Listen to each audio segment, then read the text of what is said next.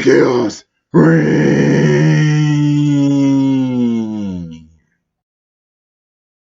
Chaos Reign presents Minority Report 2.0 with special guest Professor BlackOp.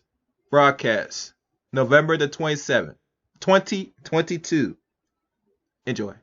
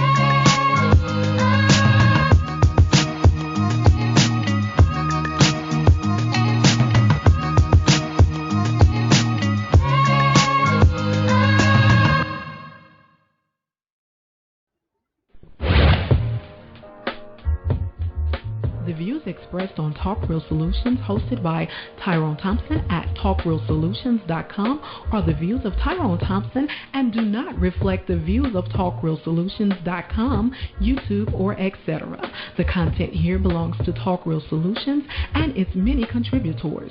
Views and opinions expressed by all contributors belong to them and not TalkRealSolutions.com or Tyrone Thompson, the host, or etc. All data and information provided on the site is for informational purposes only. Talk Real Solutions makes no representations as to accuracy, completeness, correctness, suitability, or validity of any information on this site and will not be liable for any errors, omissions, or delays in this information or any losses, injuries, or damages arising from its display or use. All information is provided on an as-is basis.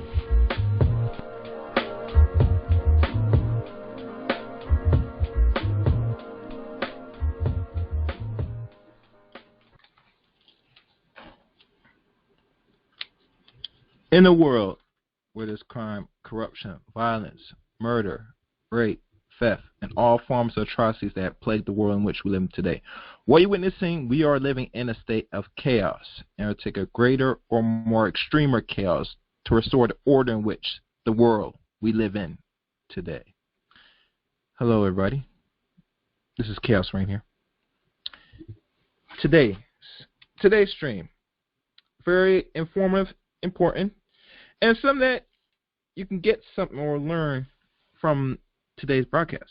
But before I give you the title of today's stream, be sure to go to the Talk World Solutions website for latest news articles that goes around America and abroad, and local things that's going on, local news.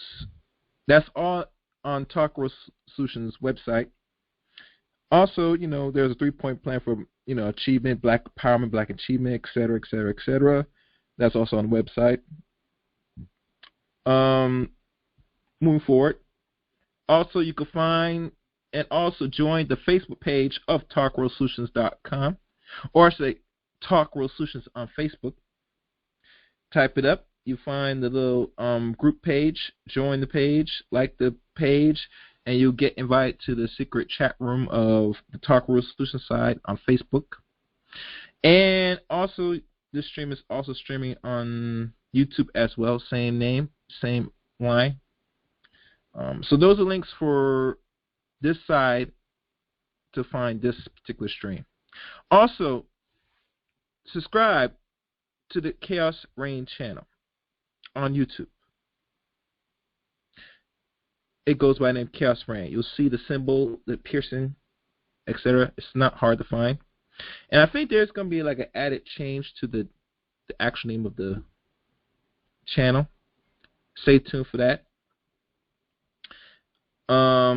Also, you can follow me on Twitter at ChaosReign7 and add me as a friend on Facebook, Eric Reign on Facebook. And hold on. Also, you can now join my Discord service on YouTube as well. It is titled, well, there's no title. You'll find the link for Discord on my About section on YouTube. So those links where to find and follow should be on the About section on Chaos Reign on YouTube. And that's pretty much it. Any other announcements I have? Let me check.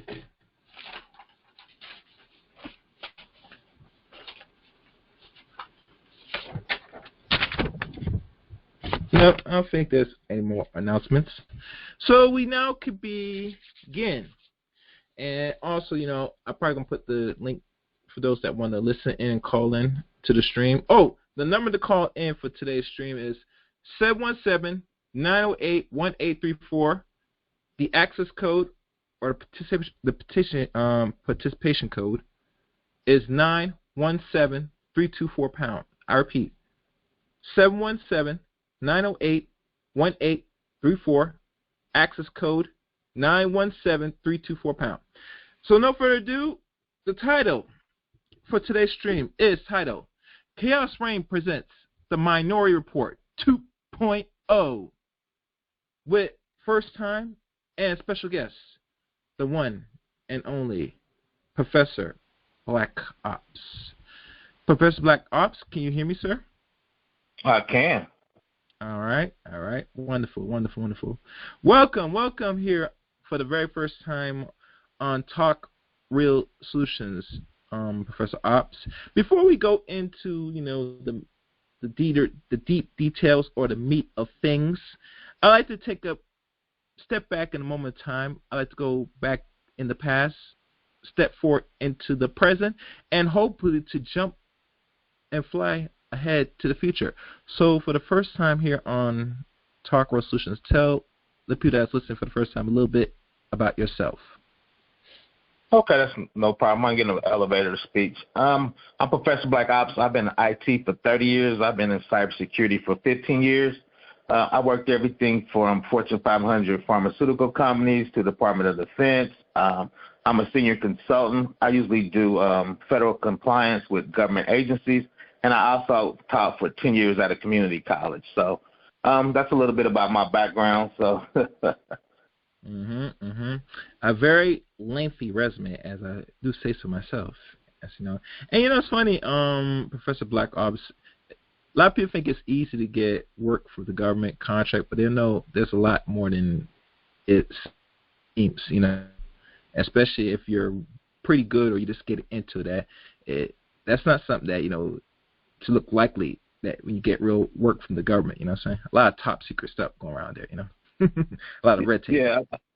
Yeah, a lot of people don't realize you got to get a background check. And the information my boss actually had a top secret polygraph where they actually did a polygraph test to you. When I first got my mid-levels, I wasn't even top secret. I had a regular secret. They came and talked to my neighbors. I'm like, dude, I don't even like my neighbors, man. Why you my neighbors? So now the background check is pretty intensive. So. Okay. Good. All right. So let's have the conversation, and you're gonna like the unique thumbnail once you know it's said done tonight. But if people remember, and as I came across this title, Professor BlackOp, I remember watching the Minority Report for the very first time, but that was like, maybe 3 years ago, maybe. It was not too long ago for the first time. And as I'm talking to people, this actually is the 20th, not anniversary, but it came out maybe a few months back, or already came out. It's now 20 years since that movie was released. Starring Tom Hanks. What's his name? Tom Cruise. Now, I remember. You remember it? You remember watching it? Yeah, I do. Big fan of it. Okay. That's what's up. I don't know if it got you into the IT because of watching that. No, the real thing is, because I'll be 55, the real reason, I'm going to take you back a little bit. If you ever look at any of the comic book heroes, Batman's got a supercomputer, Star Trek got a supercomputer, all the sci-fi things have supercomputer, X-Men has a supercomputer, so really that's how I got it. Everybody kind of had a supercomputer, and I'm an only child, so that's how I actually got into it, from sci-fi, just kind of watching everything having a supercomputer, in the past, looking to the future. So I know, man. It's like I remember I remember when I was just a boy, and I probably remember some parts of the 80s a little bit. Cause, when you're young and you came around that time, that decade, a lot of things start to come around. Most likely, I'm not talking about like before this, after the 70s when we had Star Wars. I'm talking about the real tech stuff. The real tech stuff, if you didn't understand, really start to show its ugly head in the 80s with movies like Terminator, RoboCop, Short Circuit. I don't know if I could say E.T. maybe. I never watched E.T., but Back to the Future. These movies, if y'all recall, that, in my opinion, was pretty much the cream of the crop in the rise and the highs of real sci-fi back in them days, if we want to keep it real. And the reason why it was so popular, if people really know, it's popular because it brought in innovation, things that we never seen before with special effects, the creativity. It was just mind-blowing. That's what kept people going back, watching these movies again and again. Now today, after 20 or almost close to 40 years later, doesn't give you that same like was decades ago. But nonetheless, if you're a person that was just an adult like yourself or me, just like a boy or stuff, it was pretty cool at that time. Unlike the children or the youth right now that's coming around, this is like nothing to them now. They like on to more better things. Hell, some of them probably coding, but the point is that's really draw real attention of really technology and where things were going to be heading in the next 30, 40 years at that time, back in the 80s. And now, lo and behold, in the first 20 years of the 21st century, we have a lot that has really, and it's still ways to go, has come to pass. Now, if people forgot during the Minority Report, and you could probably go more detailed when you rate it on Professor BlackOp, they have these things from the retinal scanners to even they created 3 beings through, I think, genetic, what do you call it? Splicer or CRISPR type stuff that create these unique human beings that have the capability of not only seeking past, but they could seek present and future. Ain't that ironic? All 3 of them do all 3. Past, present, future. Now think about it. So no, that's true. So it lets you know everything. It all makes sense. It all adds on to lead to a bigger picture. So if you could, cause we had this talk on Professor BlackOp. You talk about, remember we talked about this thing about, I don't know if I wrote this, augmentation. I forget to start with an A, but it's something that when we talk about in regards, and we're going to use the example that, social media, that people are not familiar. As you know, the one Shanika Robinson, which I have not covered yet, of her timely deletion, and her friends were involved. They're the same friends that did the harm to her also recorded and put it out throughout the internet in another country. Now, as you know, the bigger heads, the feds and stuff now are involved, and they're probably going to send them back to, Mexico to get, indicted or something. One of the things I want to ask Professor BlackOp is, do people really understand or know the real powers of social media and what they have right now at this disposal that people think that they take for fun and games, don't really know really what they're really doing with these sites, or not aware of? No, I think you're 100% right. I don't think people really understand the power of social media and why Congress are really worried and trying to legislate a lot of that stuff. From observation standpoint, mass surveillance standpoint, nation states actually sending stuff to try to get you to vote a certain way or do a certain thing. Because we talked about that. When you say something, all of a sudden it shows up in your Facebook feed or on Google, right? So people are trying to get you to make action through your social media. The action could be vote, not vote, or the real action is I need you to buy something because Facebook makes $4 billion a year, right? So all of that plays into it at different levels. And the thing that people don't understand, when you post anything and you delete anything, now certain servers and certain websites like Facebook or any other site that most people that have or they use or they indulge in must keep in mind that because we don't read the terms and service of everything that we consent on, don't think that because it's no longer for the public that it's completely gone forever. It is stored in an extra database and probably keep as long as they want to keep the information for whatever other means, because it's no longer your property that people is not aware of. Can we agree or disagree? Professor BlackOp? Oh, that's agree. When you sign it, it's really their information, right? Because that's what you pay for free is your privacy. I go to students, I say, well, how much is Facebook? They go, nothing. I go, that's incorrect. That's your privacy you're paying with.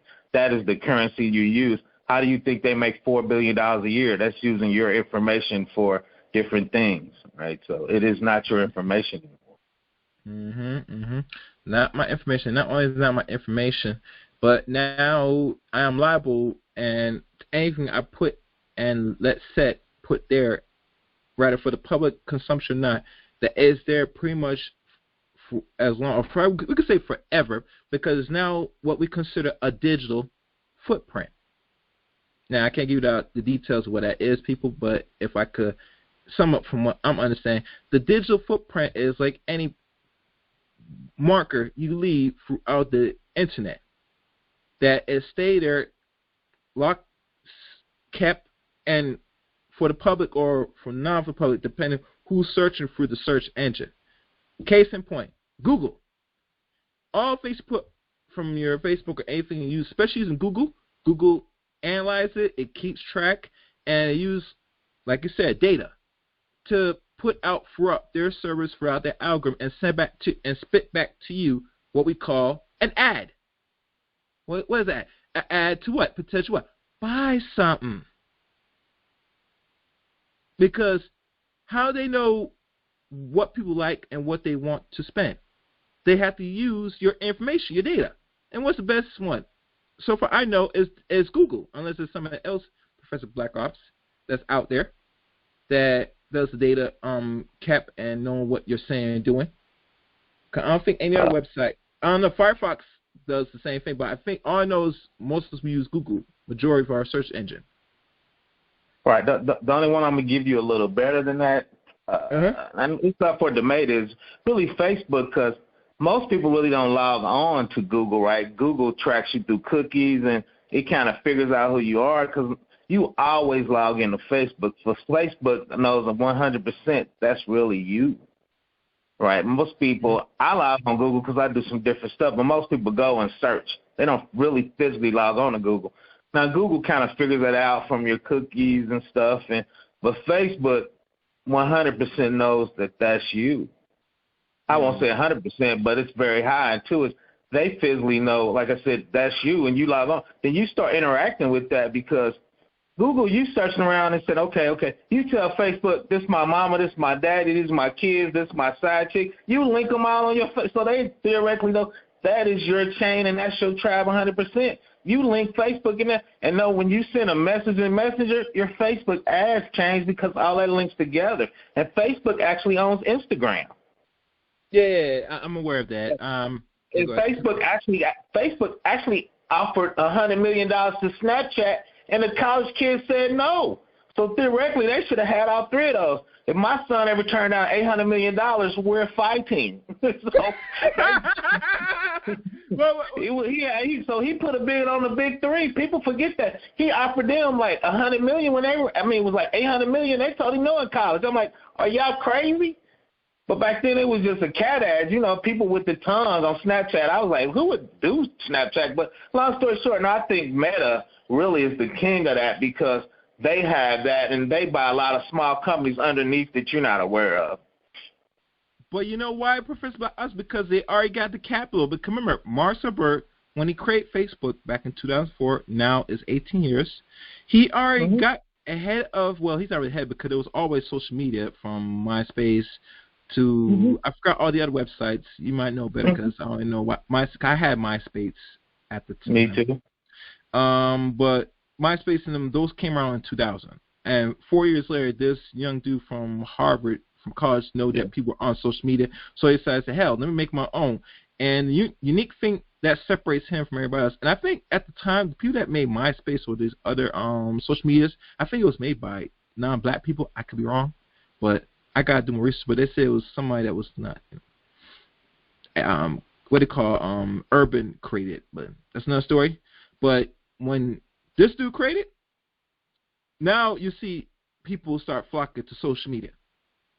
So it tells me, and this is what I conclude, you can probably, correct me, that if no one else create, mostly us, because we the ones that, innovate some, then someone else that takes it and says, I'm going to create the same thing and get the better outcome, because I not only have the resource, but I have the money.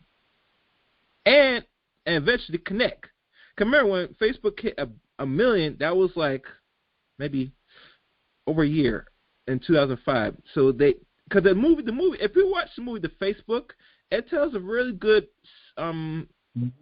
bibliography of Mark Zuckerberg's how he came about to create Facebook. And trust me, he did swingle a lot of other college students, particularly ones that gave money to create this app at the time. And he had to pay them. But they were getting chump change compared to what he's making billions right now. So, and real quick.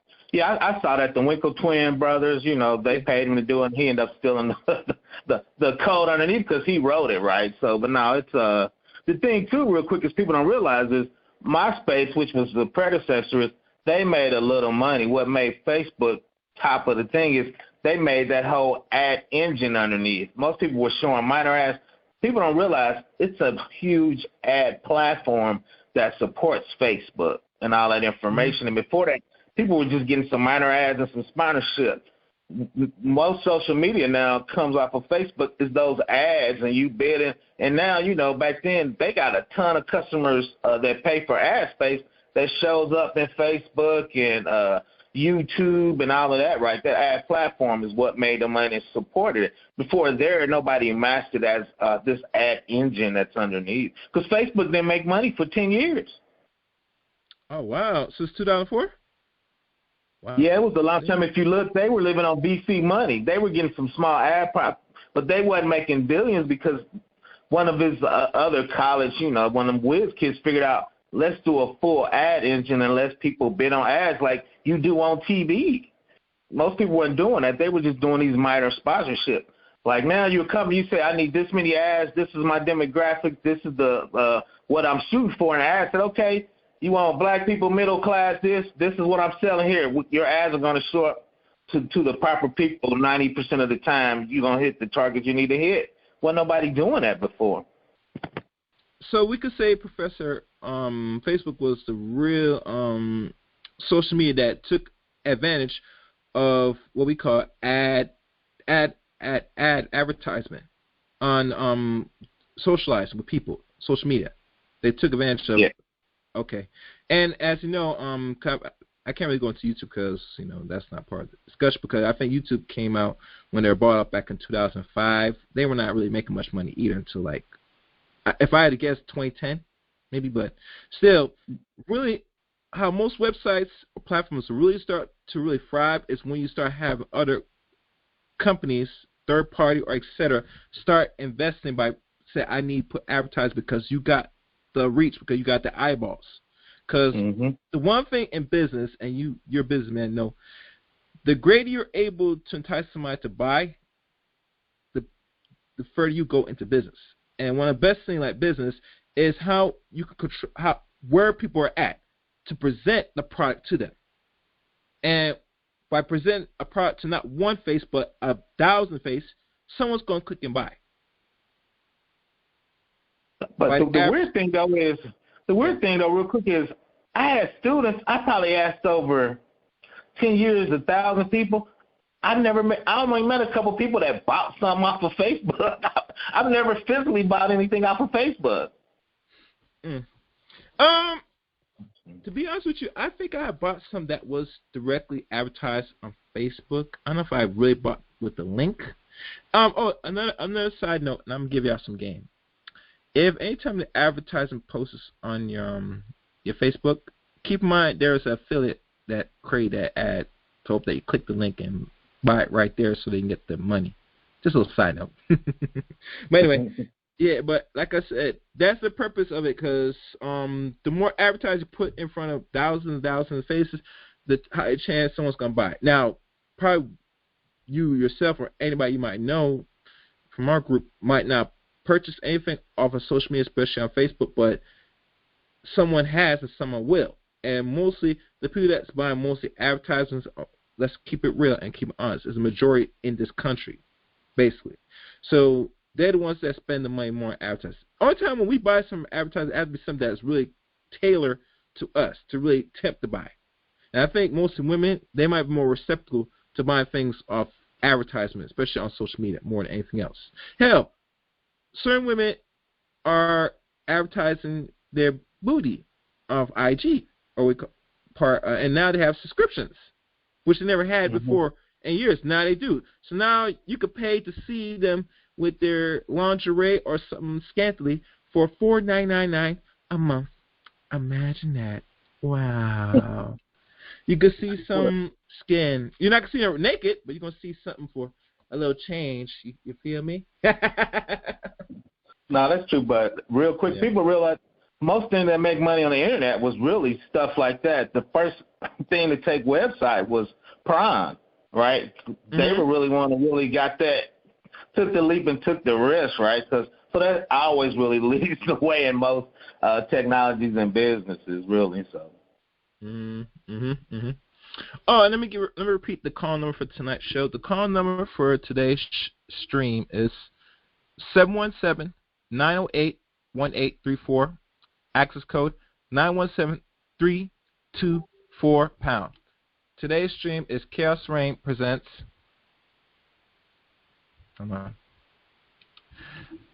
The Minority Report 2.0 with special guest Professor BlackOp. I'm checking my screen here. Okay. Fine, okay. Another thing, if we all remember the pandemic we had 2 years ago now, pushing 2 years now, that a lot of people don't understand that a lot of these how they're able to recognize you now and it goes a little further than the movie Eagle's Eye, where they have a special artificial intelligence fly around and recognize and use certain things. It's much more deeper than it seems. People don't know that facial recognition has gone super high to the point it is like ×3 now. That it doesn't need really need to know your whole entire face now to recognize who you are.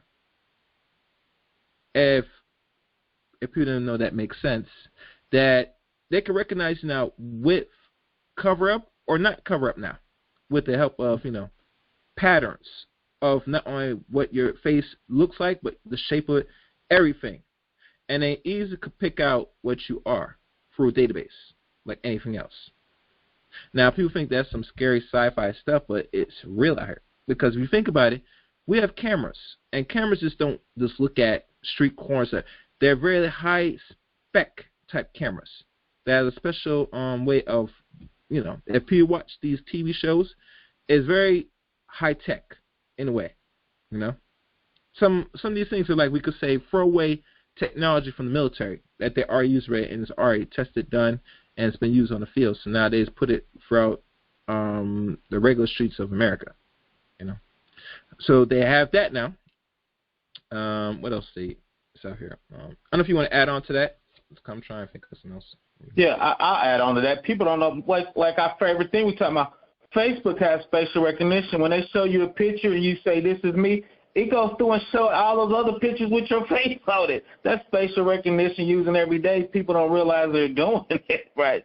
So if you tag yourself in the picture, it'll go through and tag yourself. So when the sheriff does a search warrant, they put your face in Facebook. It brings a picture up of all the pictures around the world with you on it.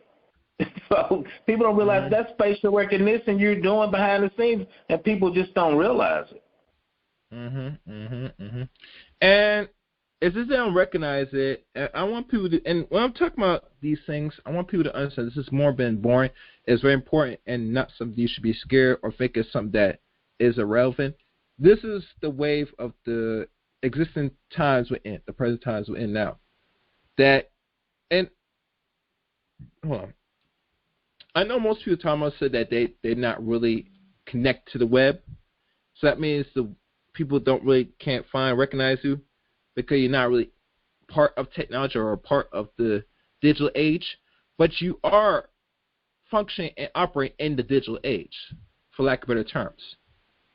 So I want people to keep in mind that no matter, as long as you still live and function in a first world nation, you're always going to be subject to the new norms and technology that present to the environment you're in, the cities you're in. I mean, if you look at certain cities, Professor, certain cities are what they call smart cities, which I've been hearing circling around for some time now, smart cities, that everything is integrated from your cell phone to everything that functions, every electronic household or appliance you have. Even they have like what they call the smart fridge. All these things that are smart, all those are embedded systems that has to integrate to the things that you constantly use and don't put down, which is your cell phone, which you control most of everything with an app, if you want to go in detail. And these things are very powerful tools, and we take them for granted. I mean, I think one of the bigger ones that most people use as users the most, I could be wrong, besides Android, is Apple products. And no, that's true. Yeah, no, that's true. That's true. Keep going. Yeah, and the funny thing with Apple, the one thing unique about Apple, you are still in control of what applications you could have and run on your phone. But the Androids, you cannot. Case in point, Facebook. It's always, every time you buy a new Android phone, it's part of your phone. You could probably disable it, but you can never remove the app. And I remember years ago when I had one of these old smartphones, it never came with it personally. I had to install that app. And boy, Professor, the amount of megabytes, kilobytes, it eats a lot. Facebook alone. So I always think that this app alone has so much information, so much coded, constructed on it. How it even now is possible that it's now a part of every phone? That takes a whole bunch out of a simple smartphone that only uses very little resource. It doesn't use enough RAM. Remember, most of these phones don't have a lot of RAM. I think the RAM, typical smartphones like a gig, maybe. That's true. And people forgot. And another tech thing, for those that's going to have any computers, laptops, if you're doing anything and you're working on your computer, you're doing like things that's not typical from search and web, the higher the RAM you have, the better when you're using any form of computer, laptop specifically, because the less RAM you have and you're doing so much things on one machine, it's going to be constantly draining. Your machine is not going to run as fast or efficient because it takes a lot of memory. And I learned this firsthand years ago when I was winning a convention.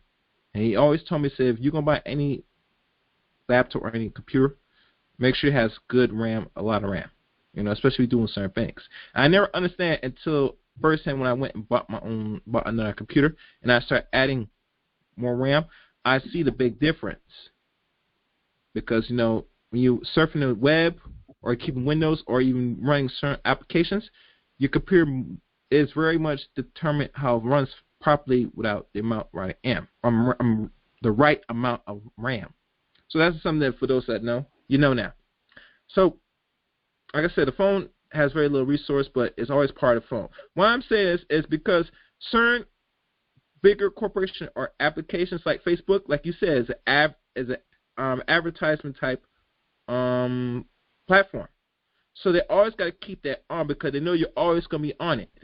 Now, my question, Professor, since Facebook now, after all the, not the rumors, but the things that was coming down the pipe with them, with people that used to work with them, about how they were the ones that have been proven to change the behavior of people through how people use their platform, that they're now trying to, how can I say, transition to some other avenue to stay relevant, since now that the gig is up for a lot of people that still mess with the platform, or really people just leaving the platform because it's no longer have its attractiveness like it was in the last few years.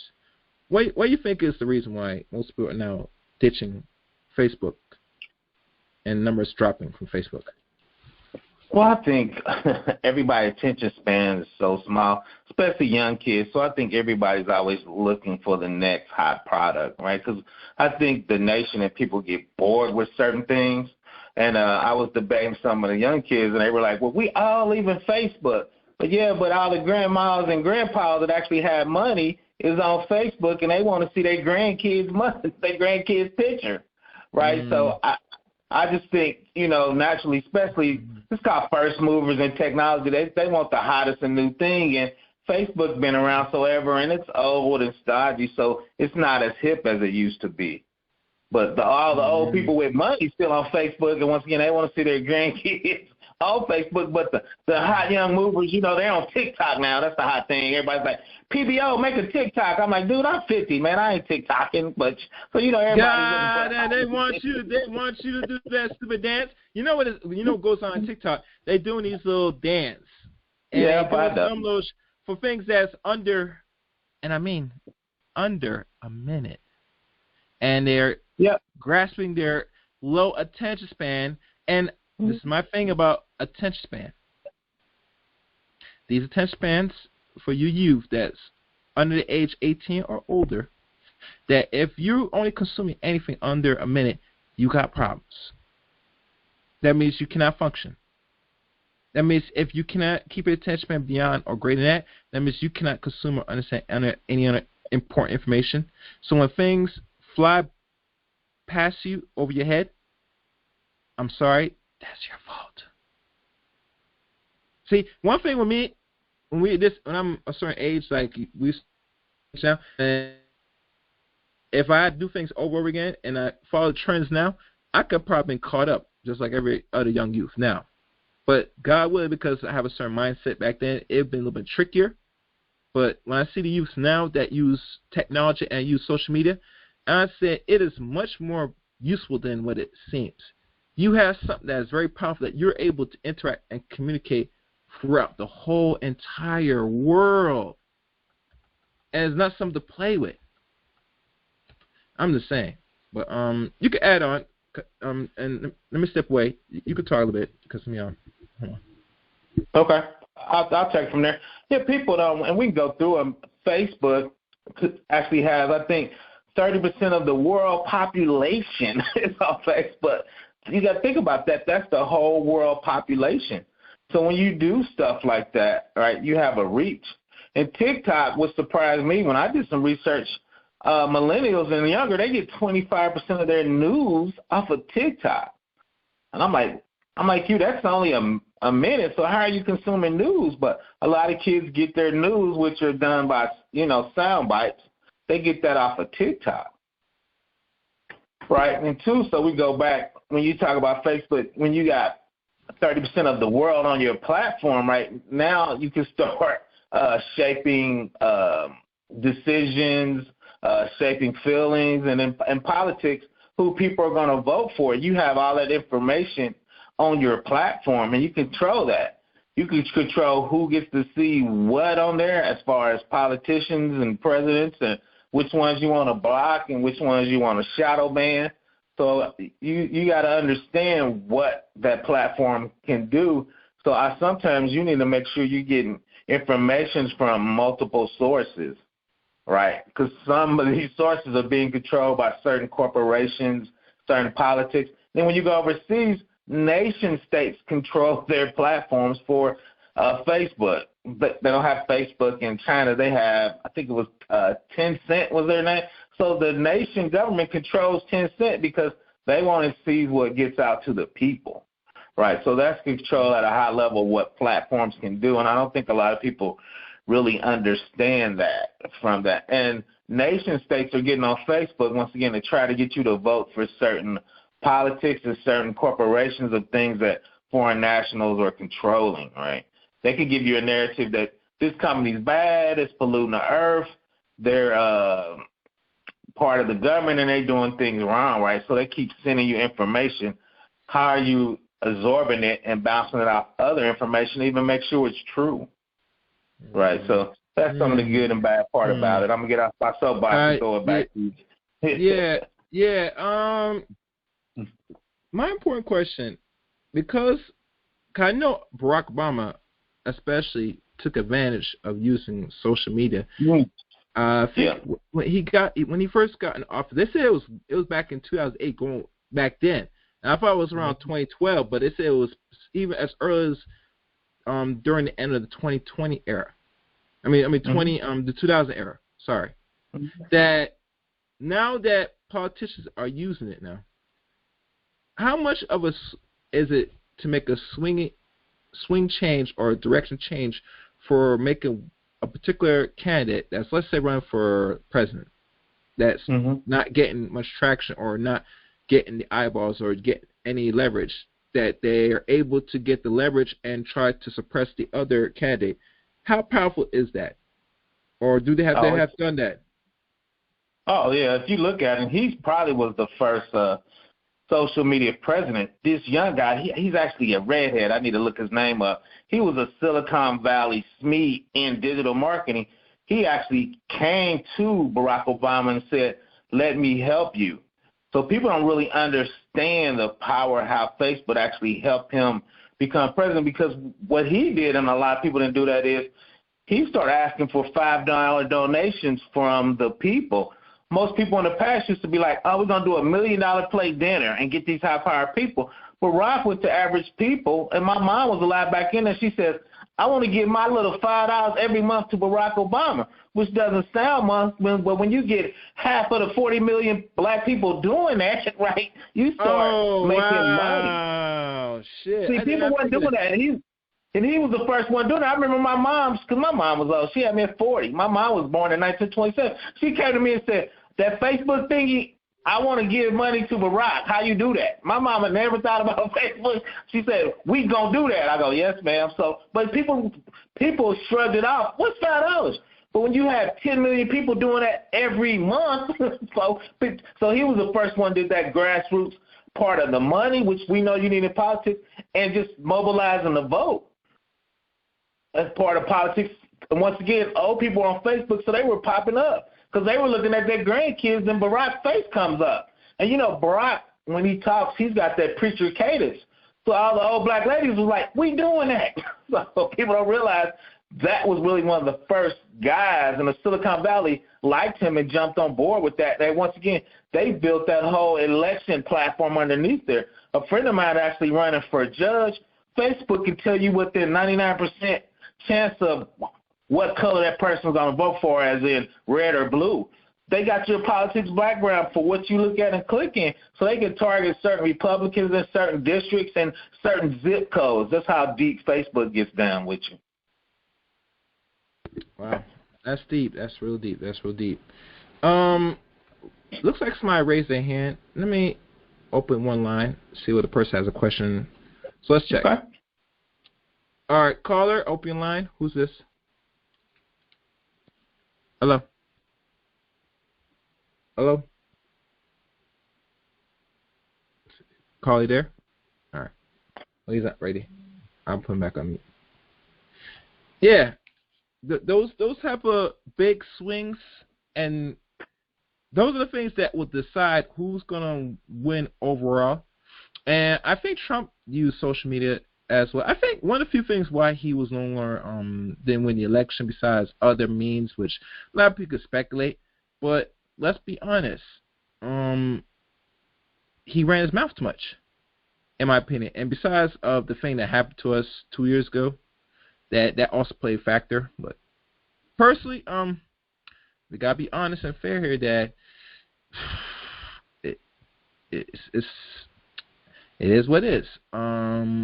But now, because the rumor is he's running again, that you're gonna see a lot more officials gonna use social media even more to their advantage to change the deciding decision of if they're gonna win or not in the next coming election. Even I think local people from local office like governor or mayors, they use it as well. And let's be honest, Professor, there are ways that some sites, depending on how much money you put in, they will put your eyeballs more than anything else. And money talks. And Facebook lavish over the amount of ads they're getting and amount of money people put in just for the clicks. You know, so. Yeah, a good friend of mine, once again, she was running for a judge in Chicago, and she actually had a digital marketing team to make sure her face shows up because she was new to that market. So how do you quickly get name recognition is run a whole bunch of Facebook ads, and people keep seeing you. And you can target it by zip code, once again, political parties, all kind of different, black, LGBTQ. Facebook's got that advertising striated in different reasons, and you can use that if you're trying to win an election, because a lot of times it's who's going to get their base to come out and vote the most, right? A lot of times I think black people, we get apathetic towards voting because sometimes we don't know if it's working or not. So if you can get your base out more than the other people bases out, right, you can win. Mhm. Yeah. But they don't understand the importance of submerging people with images. You know, it helps. Mm-hmm. It helps. Not only just the image, but the right colors as well with the image. That's how you think major food companies, restaurants like McDonald's or anything, Coca-Cola, they're able to really promote their business even more with little small images, and people keep buying because it's just not what the picture looks like, but how and the colors that attracts people to keep finding the product, purchasing the product. Mm-hmm. There's a lot of psychology that goes around, you know, the importance of imaging in people. You know, face expressions, all that is very important. It gives context to how people think and feel and what they want to do with their money, you know. So Facebook is even worse than that. If you Google it, Sandberg had to apologize 10 years ago because they were running psychological experiments on their user base for the things that you were saying. They're even smarter than that. They said, this thumbnail goes, black people really love this thumbnail. Country white people love this type of nail. Old ladies like this, sir. So they tell you for this type of product, this is how you need to, like you said, set your advertisement up for this sub-demographic. Mm-hmm. Right. So you're right, but they taking it down to a whole new level. Is they got ads for each individual sub-level for the person they want to get to buy. Mm-hmm. Mm-hmm. And not only they ran those type of tests, but the rumor, not rumor, a lot of things that a lot of people also commit harm with themselves through a certain posts, certain images, etc. Especially women. Women are very receptive to a lot of negative wording and images. And the lady that worked for Facebook a couple years back, and she said she can present it to Congress on the activity because she knows the power that it is really hurting people because it's messing with them psychologically. You know, let's say YouTube now. One time, and you might see this firsthand, Professor Black, obviously, if you're monetized. I'm not monetized yet. That they remove how people can engage with certain channels in regards to seeing the dislikes. They could like the stream, but they cannot see dislikes. And a lot of people that create content, they feel a certain way once they get a certain engagement on certain videos or streams they do. When they find that if they got a lot more dislikes than likes, it kind of bothers them in a way. And let's me think that how far the human mind, how people really react now to certain outcomes of things that's not going their way and how they handle it. Because in life, there's not always going to be a positive thing. Yes, it'd be nice, but that's not how things work in existence. You got to accept the good and the bad, the negative, the positive, in all aspects, and how you overcome it it determines how strong you are as a person. And people only progress or move because of these type of polarities. It lets you know that they, in my opinion, they're doing disservice when they did that, because I don't mind the dislikes or the likes that was always shown because it lets me know saying that there's some form of engagement. That's how I look at it. But majority of people don't really think ahead that you want your people to give a real honest opinion, or they just don't like it, it'll show. You get me? You're not supposed to hope everybody likes you, because that's like asking for an award, a souvenir. Like everybody's supposed to win. No, there are winners and losers. Now I think the society is now catering and conditioning people that they're always going to be some form of winner, and that's problematic in my opinion. I could be wrong. You could probably go into more from your own perspective for what I'm laying out, but that's how I view it. I think it is a problematic thing when you're not strong mentally. That being on social media or doing this content, I tell people this might not be for you. If you feel very strongly of negative reactions. Now, I'm not sure how TikTok operates through positive or negative reactions, but I know one thing, besides outside TikTok, other platforms, they start to regulate that now. You get me? So you don't feel a certain way. But that's just me. I don't know. If you want to respond, go ahead. Listen. Yeah, I think you're 100% right. And I'm going to jump back a little bit. What you said is Instagram is devastating to 13-year-old young ladies because their bodies are just regular. And when you go on there, every TikTok girl's got these things, and they're showing skin. So they're showing what they believe is the perfect body. So all these young girls are trying to figure out how can they get their bodies like that, because that's what get all the likes on Instagram. And now the currency for the young people is attention with your likes. So that's one reason they took the dislikes out, because kids were breaking down. And two now is if you was a young person in your town, you was just trying to get known in your town. You could be a young, attractive girl, 15. You got 1 million followers around the planet. So that's what you showing off. That's your Jordans now. When you go to school, is what's your likes and how many subscribers you got, right? So as a young person, that and like you talked about, that's a feed really of negativity. So if you're not young and strong like my grandson, we got in an argument because they were taking pictures of people's shoes and teasing them on Instagram if you didn't have the popular shoes. I mean, we used to do that, but now they put them on Instagram and saying your shoes suck. So I had to buy him Jordans so people wouldn't tease them.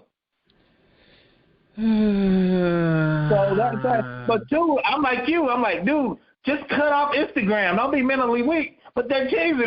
I'm like, don't look at it. But it was so big. I'm like, well, so they forcing me to make a purchase so he can learn to go to school, right? So that's the power of social media, especially when you're a kid because you're trying to fit in, you try to figure out who you are. So those social media platforms are pushing you into certain clicks and certain ways to move, or you won't have peace enough in school to learn.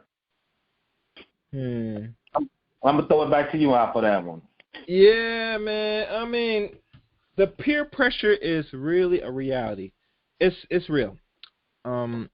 I don't have kids, but if I had to really advise or, give an alternate solution, besides say don't watch it, and personally, I would say that would be the best recourse, but we all know because we are part of, the society and part of the digital age where people don't function well without the phones, that's another conversation, there has to be something that has to replace something. I think, in my opinion, if you're going to use these devices and you're going to use these applications, you're going to have to do two things. Either monitor how much they watch it, consume it, or you have to replace it with something that's positive. It's one or the other, Dr. Ops. That's my only solution. Yeah. But have you ever tried to take a kid's phone, man? That's almost like crack, man. That attention. People are really basing their personality, especially as a young person, my likes, my subscribers, I'm better than you. They show one, she was grown, but she was about 23. They took her Facebook, they took her Instagram. She was crying, number one. That's how she made her money. But number two, really, that was her personality. And a lot of men like, okay, I'm based on what my job is, right? I do this, so I'm important to society theoretically. Young people do that with social media. I got this. I got many followers. I'm the man on social media, but I'm like, you broke in real life, though, but it doesn't matter. Ready Player One, right? Let's do Ready Player One, though. So people are creating fake personas to soothe their failing in real life. Right? So I'm big. I'm old. I always tell the young guys I work with, we got to show receipts, man. All that talking good, I need to see some receipts. What are your receipts in real life? Right? Because you can be whoever you want on the internet, and too, shut out. And that's one thing people don't realize is when you cut all those jobs out and people get laid off, so you don't riot, is they're going to make you be the man on social media to calm you down. Right? That's to make sure that people don't rise up. Right? That's going to pacify you. Right? Now I got to get off my soapbox. I'm starting to preach a little bit, but that's the pacify. No. Go ahead. Because you the man online, but you suffering in real life. But I got to make sure you calm down online, because if you feel like you suffering in life, the people will rise up. But if we all got the fake Gucci online and I got my nice mansion online and I'm content with this life, then I'm not going to rise up against the system. Yeah, you're right about that, man. It's like they have to replace what you might not going to have, and really is to be productive. When you cut people's income and don't give people what to do, they're going to turn to the streets. They're going to turn to criminality. This is common. Listen, Professor BlackOp, and I see you, caller. I'm going to open your line in a second. My thing is this. People are not poor by choice. In my opinion, society creates the poor. When you start removing certain things and give people the capability of trying to make a decent ends meet or be somewhat productive, that eventually how good productive they are, they'll take it and be even more a step above than what they are, or give them the opportunity, you will not have these problems in society. But we all know living under capitalism, there has to be the top and it has to be down. It's much deeper than trickle-down economics. That is bullshit. And here's why. Because they're the ones, policies and governments fund and keep certain corporations still alive when they have not shown proof of any productivity or any revenue growth. So it tells me it's the positive, what they do with the money on top determines how far people in the lower ends, how they're going to climb up, in my opinion. But that's just how I see it. But let me see if the person that raised their hand is ready. Open your line, caller. Caller, your line's open. Who's this? Who I'm talking to? What's going on, Gary? How you doing? I'm good. So, yeah, I mean, on your subject matter, I would say the internet is probably going to be like the television in a couple of years. No, we're there already. We're the television now. We are the television. But it's not going to, no, we're there now. We've been there for over a decade. Yeah.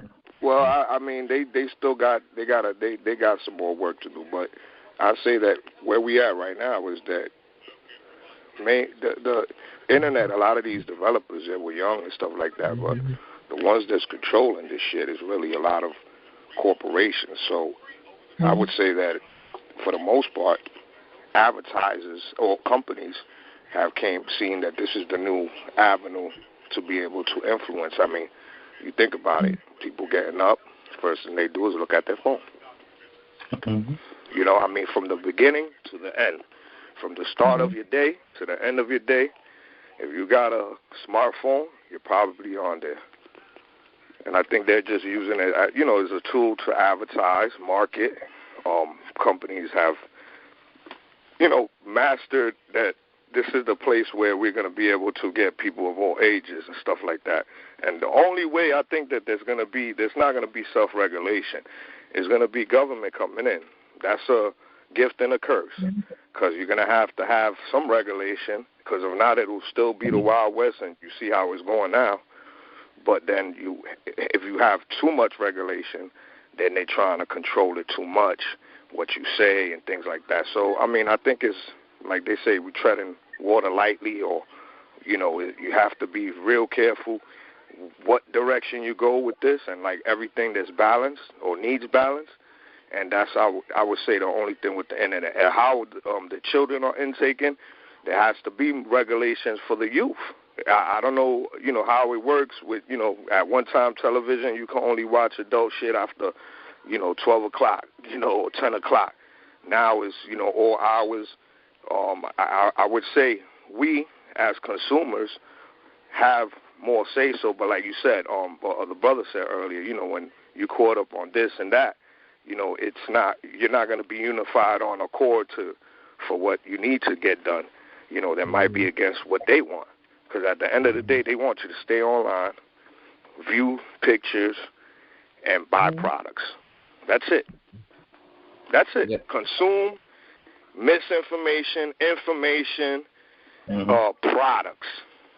products online, services. That's all they want you to do is just buy shit, buy into shit, whether it be, again, something that you purchase with your money or something that they're getting you mentally. So whether it be politicians, know that that's the new lane. Like you said, somebody came to Obama and said, listen, we can get a nice amount of people to vote for you, or we can start building this fan base through this, or base through the internet, utilizing this to get more people to come in, and it worked for him. So I would just say that we're in an misinformation age with this internet that's still like in a wild, wild west. I mean, if you want to really say it's like 25 years old, it's like a kid, or not a kid, because when you're 25, you're already an adult, but, you're still learning. And I think it's still fresh, but people already, these years are the crucial years on, where they're going to take the internet next. I'll leave it there. And good show, Gary. Yes, thank you, Jay. I was surprised you had no question, but let me see who else has a question, Jay. All right, but thank you. All right. Any response to that, Professor? before I take No, this I call? agree. My only little pushback, and, I obviously agree with 100% of this. My grandson, his TV is YouTube. He very rarely looks at it, and he looks at kids playing games. They're making $100,000 a month. I'm like, why? I bought you the game. Why are you not playing the game? He goes, well, I like to learn watching the other kids, and those kids make $100,000 a month on YouTube. So he watched a couple toys when I come there, and I'm old, so each kid got their own tablet making all this noise, listening to their own show. I'm like, put your headsets in. So I believe it is the new TV, especially for like I said, for the kids. He looks at YouTube and he looks at some of my stuff and he goes, Granddaddy, you boring. I go, I know, grandson, I'm boring. God damn. So go ahead, get to that call. That's my 2 cents on that. Yeah, man. All right, next caller. We're going to go next caller. All right. Caller, who's this? Who's I'm talking to? Hello, CG. Hi, Gary. Hi. Hello, Professor Guest. I'm wondering, do you have an opinion on the, I think that it's Facebook. I'm old. I'm over 60. But on censorship regarding religious and political conversations. I've been hearing that a number of religious, specifically Christian stations, are being taken off the internet. I could chime in on that. That's 100% true, and I think, and that's why he was talking about what's going to be the government policy of that, right? Because Facebook really takes on the persona of their owners. So a lot of times they're not against Christian stuff. They just doesn't think it should be on their platform, really. They want to keep their platform really for businesses and hobbies. So when you get divisive sometimes is you put religion in it. But the other part to that is religion has the most stickiness because whatever you are religion-wise, people go to war for that. Right, but sometimes when you go for war for that, you piss a lot of people off on their platform. So I won't say they're banning it. They're just trying to whittle it down because they want to keep their platform realistically for, like you said, consumerism, fun stuff, and the news I want to feed you. Right, so when you really get in religious depths, right, people go to war with that. So sometimes people don't want that to blow up on their platform because that really could take over your platform, right? And they're a billion-dollar organization, so they don't want that to really be the hallmark or Facebook or Instagram. So what they do is, and Gary, with this term, they shadow ban you. They make sure you don't get a lot of traffic, you don't get a lot of subscribers because they don't want that to really consume their platform, right? We're a business and we're about making this money, right? So that's my 2 cents on that. Is it because of fanaticism? When the far right or the quote unquote Christian quote unquote racist white people start wanting to hurt other people, because I remember they started with the what do they call it, the Black Identity Extremists, and it seemed like BIE. Right, that was all black quote unquote religious people, no matter what the religion was, but they never really specified the white ones. As a matter of fact, I think they took the KKK off of the terrorism list. No, the weird thing is Donald Trump actually put the KKK on there, which baffled me to this day. But shout out to you. Most people don't know what BIE is. I'm going to let you finish, though. But, yeah, I'm super familiar with the BIE. Go ahead. Go ahead and expand, please. Thank you. Oh, yeah. Once again, those are just such hot button issues. Even if you're not a fanatic, and that term is, there's degrees of that. Religion, people put big flags on religion. And me as a company, I just think people get nervous about that. And 2 is, now we're talking about free speech. And shout out to Elon Musk. He's putting people back on Twitter that were banned, right? I'm a huge free speech advocate, but you got to be careful with free speech because I believe you only know what free speech is when you're uncomfortable with it, right? So that's a whole nother realm. And as a company, do I want to put my toe in that? And to be honest, if I have a company, I'm trying to, and I'm semi-religious, I'm a Christian, but that could take your company out. Because what first thing happens is, and shout out to our religions, if you're not happy, the first thing you'll say is, we boycotting. so companies get nervous because those are the first organizations, they're boycotting. And they coming in big droves, right? So I think that's one reason people get nervous with that. And as companies, and that's why most people don't like you talking about religion at work. Right, so that's really an extension of that, the corporate America on that platform, because that's how they make their money. Right, and so I think that's what we need to figure out as a nation is, okay, you can say that, but you got a quarter of the world population on your platform, right? And you say we can have groups, so what groups can we really have, and are you trying to dictate to us what we can do? And the answer is yes, you're on my platform and you didn't pay for it, so I can tell you what to do.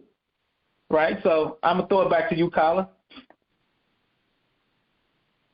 Oh, thank you for that. Thank you. I'm done. Okay. Stay on the internet. I'll be 55 this year. Don't give up. All old people stay on the internet, and we don't let the kids take it over. Shout out to us. Go ahead. Listen, we don't want you think you're gonna run grandpa off the internet. You have nothing come. Matter of fact, I have a elder, and I had him on my other friend's YouTube channel. Pharaoh says it. He's 63 years old, so he's up there in age, but he's on the internet and he's pushing his message, and he's still keeping up on today's things, with YouTube. But too, that's why a lot of kids left Facebook because their grandparents was on it, so they went to Instagram. Yeah, well my thing is this, Professor. Anytime when your kids got escape, they're doing something they're not supposed to be doing. Yeah, that's true. But we don't. I was that way when I was younger. It's not sometimes you don't want doing something super bad, but you just don't want your parents to know, right? But two is, and that's the good thing about all those platforms is you can do super good, and we know there's super nefarious things going on that Facebook's trying to get a handle on, right? So on both sides, so there's a ton of good and there's a ton of bad on it. So I think the platform, and that's what they really struggle with, and that's what they're really trying to, get a handle on. They can't get it handled now because, if people are bouncing, the only thing you could do is get new customers. Find a new store. Anyway, yeah. If you guys have any questions, I see you on the line, Greg. I know you have questions, and whoever's online, call in. The number is 717-908-1834. Access code 917324#. Today's show is titled Chaos Reign Presents The Minority Report 2.0 with special guest Professor BlackOp. I see somebody write something in the chat room on my end, and one person wrote that it is said that the unproductive people are disposable. These folks sit in a desk all day, write policies and laws for others to live by, with a eyebrow raise. Shouldn't they be disposed of? Shouldn't they be disposed of first? Well, personally, I'm not in the business in really advocating if people are going to be disposed of somebody because of lack of productivity. We always got to ask the question, why are they not productive before we talk about disposing of anybody? People are not just lazy by choice or design. As a matter of fact, they're not lazy by choice. There's always something that's the cause that creates the effect in better sense. So once you understand what is the real cause, like any person that's supposed to solve the problem, and last time I checked, men are supposed to solve problems, and if they're taking that course, that tells you they're not really good problem solvers personally, because only time with disposal or any deletions or removal has to come play is when all avenues and way in all types of solutions do not work. And that probably might be the last measure. I hope that answers your question. If you want to answer the guy's question on the chat room, you can go ahead, Professor. Okay, yeah, I definitely want a piece of that. So we got to be careful with the term unproductive, because sometimes technology can make you unproductive when you were trying to be productive. Right. People forget farming was super productive. Now we got these big combines. We don't need people hand picking stuff, right? So those people are not productive, but it wasn't by choice. I'm 55. I remember I worked at a big corporation. There used to be a typing pool with 2,000 women typing letters for big executives. Now the only people get a secretary is the C-suite. When I was young, I used to talk to the AA for this division, the administrative assistant for that, and she typed papers and mail stuff and do it. Now we send emails. We done cut all those people out. But they were productive. Now they're unproductive because of technology. Right now, the cashier is that. Every time I go to the grocery store, there's more and more self-checkout lines, right? Because you're your own cashier and you're paying for that. They're not giving you a discount because you're bringing your own food. That's just maximizing profits. But all those cashiers are going to be unproductive, right? When you do a travel agency, you print out your own travel stuff now. You don't really use agents much. You print your own ticket and just walk up to the gate. You have them scan your phone, so you're making a whole part of society unproductive. And I hate to tell you this, in the next 20 years, 30 million people are not going to have a job because artificial intelligence, machine learning, and robotics. When you go to some of the big Amazon factories, they got this thing look like a robot, a Roomba vacuum. It brings the goods to the packer. You don't have people picking. They load the shelf off the truck when they come in. And they don't load them. They don't put all the same thing on the shelf. They put what you order together on the shelf. So when it comes, it's got your toothpaste, your floss, your mouthwash, and whatever else you need. It comes on, and 80% of that stuff is on that shelf that the Roomba vacuum cleaner bought. So sometimes you become unproductive because of technology, and technology is about to take a lot of people out. So I don't think a lot of people realize that. So it slowly happened, but you didn't care about the farmer. You didn't care about the steel mill. You didn't care about the secretary. You don't care about the cashier until it hits you. Interesting. Very interesting. It's interesting you mention that the technology is making really people very unproductive and slowly obsoleting people from things that normally what they're able to make of money, AI and other automations replace that.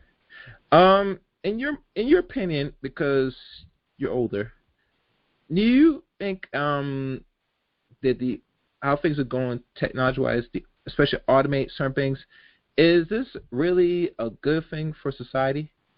That's my question. Okay, I had a chuckle about it. I'll let you finish. Like anything, there's good and bad things about it. It's just how you adapt to it, right? Because if you look in the 80s, people say, oh, these are the jobs people didn't want to do, so you're going to go up the chain. But now you're taking out accountants and financial guys. You got these machines that are, they're buying stocks and bonds. They're doing what accounting works. So what jobs are going to be left over if you keep taking them out, right? You keep saying, okay, and two, everybody cannot move up the ladder of knowledge, right? So you go from information to data to insight.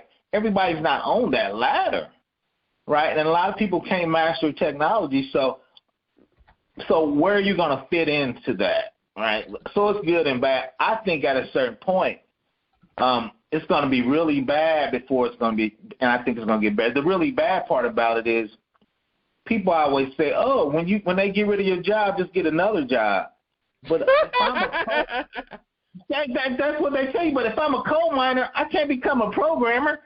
Right? So I think people forget that a lot of times. Depending on the job. If I take all the cashiers out, most of those people can't be a data analyst. I think 10% can. So you're taking people out, and you're not giving them anything to survive but food stamp and hope. Yeah, man. And it goes to a much bigger thing and this is what I'm not saying I get flack for, but this is one particular content creator, you might know him, his Igmore. Shout out to my man.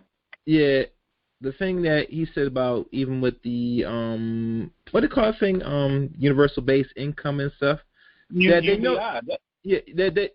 hear a lot of black male conservatives say that's a bad idea because they give more welfare to black women. I ain't touching that. I ain't touching that, man. I ain't touching that. Wait, you got friends, man? You don't want to say that for that? They go back here to say, wait, Professor BlackOps, was you that fucking Negro right there that was on this man's channel? And you talking about, we didn't want to give these more money, man. So you know they don't respect us already? You know it's hard to get submission when someone else, when Big Dad. I stay out of that, man. I tell people I don't talk about relationships. I stay off the red pill, the purple pill, the black pill. There's a ton of creators handle that because like my older lady, I'm shout out to her, is those are religious for some people, man, and they be trying to dox you. They take that to a whole other level. So I stay out of that, man. I don't even touch that, but I'm a big fan of some of his earlier work because he does a lot of think tank stuff too. But nah, man, that's one of those religious things. I stay out there. You start talking about UBI, women, and submission. I don't want none of that. I'm a pass on that. I touch on the part from the IT part is, and that's part of them pacifying is giving you UBI. I'm going to give you enough just to survive, and I'm going to put you on the metaverse and just let you be happy. You as a non-productive person, you will be satisfied. I don't have to worry about you getting with your buddies and rising up against the system. I'm going to give you a little money, and you're going to be the man on Instagram, and I think you're going to live a happy life. Live a happy life, you know. Yeah, man, and no, live a happy life. And we're going to talk about metaverse as we go wind down to this. You know, it's funny. I'm laughing. I'm cracking up here. That at times that, you know, when I hear it, and listen, you know, I talk about relationships on my channel. I don't do too much detail. I just did one today with. Yeah, we don't know why. Listen, the man on Instagram is funny though. That's a funny line. Yeah. I know. But truly, yeah, man. It's like I said, a man's fighting for some sense of control, and you know he doesn't guy like that. But that's another story. But moving forward, that technology is good. It's like a double-edged sword. You're gonna get cut from either end. It is what it is. You know, you have to adapt, and don't worry, people. Me and the Professor going to give you some solutions. Since I did mention about the loss of jobs down the line, but one thing about, and you know, it's funny you mentioned about the metaverse. It is a lot of people flocking to the metaverse because I remember when Mark Zuckerberg did a whole lecture, like a video documentary of it last year, because I did content on this last year. And I'm slacking right now because to get my own VR technology set up and stuff so I can know what's going on in that type of side of things. But really, have you ever checked out the metaverse or know anything about it or the things inside and out? You could tell us a little bit about that for those that's not familiar. Oh, yeah. The metaverse is just virtual reality, augmented reality. You see it, I don't know if you remember Second Life. The kids usually play Roblox, and I'm trying to think of the other game the kids play. That's actually just 1.5 version of that, right? So when you're playing these big games, right, you in this universe, you taking on this persona. Once again, you're the man, you're killing people, or you're the governor of this, right? That's all doing in the metaverse. But if you're a Marvel comic book, if you ever look at Iron Man, when he clicks on the engine comes apart, right? And you can see each individual element of that. Mm-hmm. If you're a designer or you're an engineer, that's what you can get out the metaverse. So now we got all these goggles. We're in different parts of the world. I got the best talent, and we all looking at the same engine or disk or computer program. We're all looking at around the table, and we can touch different parts of it, right? So that's really the end game of the metaverse, two is they want to make that your reality. So if I'm at work and we all in this building and we're walking around and we're at this conference table, right, so now we can integrate work there. But two is we can be in a club doing the same thing. So now you get a club feeling while you're at home. And the cool thing is if you master that right, you can only get 300 people in a club at max. You can have 1 million people in a club that just paid you $1 to get entry. That's digital currency. Nike's already got their digital sneakers in the metaverse because you're paying $1 for the new Jordans, but you got to remember 100 million people are buying those Jordans for $1, and they're not real, so they're not making anything. That's a digital representation of a shoe. So we verify all the Chinese people working for $3 a day. They about to be done in a minute, right? So I think when you look at the metaverse as a whole, it's a virtual reality and augmented reality where they want to make that real life, once again, to pacify you, right? There's a certain part where engineers are going to be killed. There's a certain part where every day. Then we talked about the flash and the people. You're going to be getting a lap dance electronically, right, from somebody across seas, right? And you're going to pay them 50 cents, which don't sound like the money, till you do it 100 million times.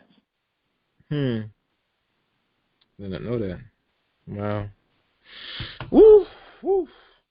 Let me add one more thing real quick, too, is in the metaverse, the commercial is going to be a real avatar next to you. If I got a picture of a Coke and it's not real, but I'm holding it, you might think, man, I want a Coke in real life. My man next to me got a Coke, or he drinking Hennessy or Ciroc. Shout out to P. Diddy, the liquor salesman.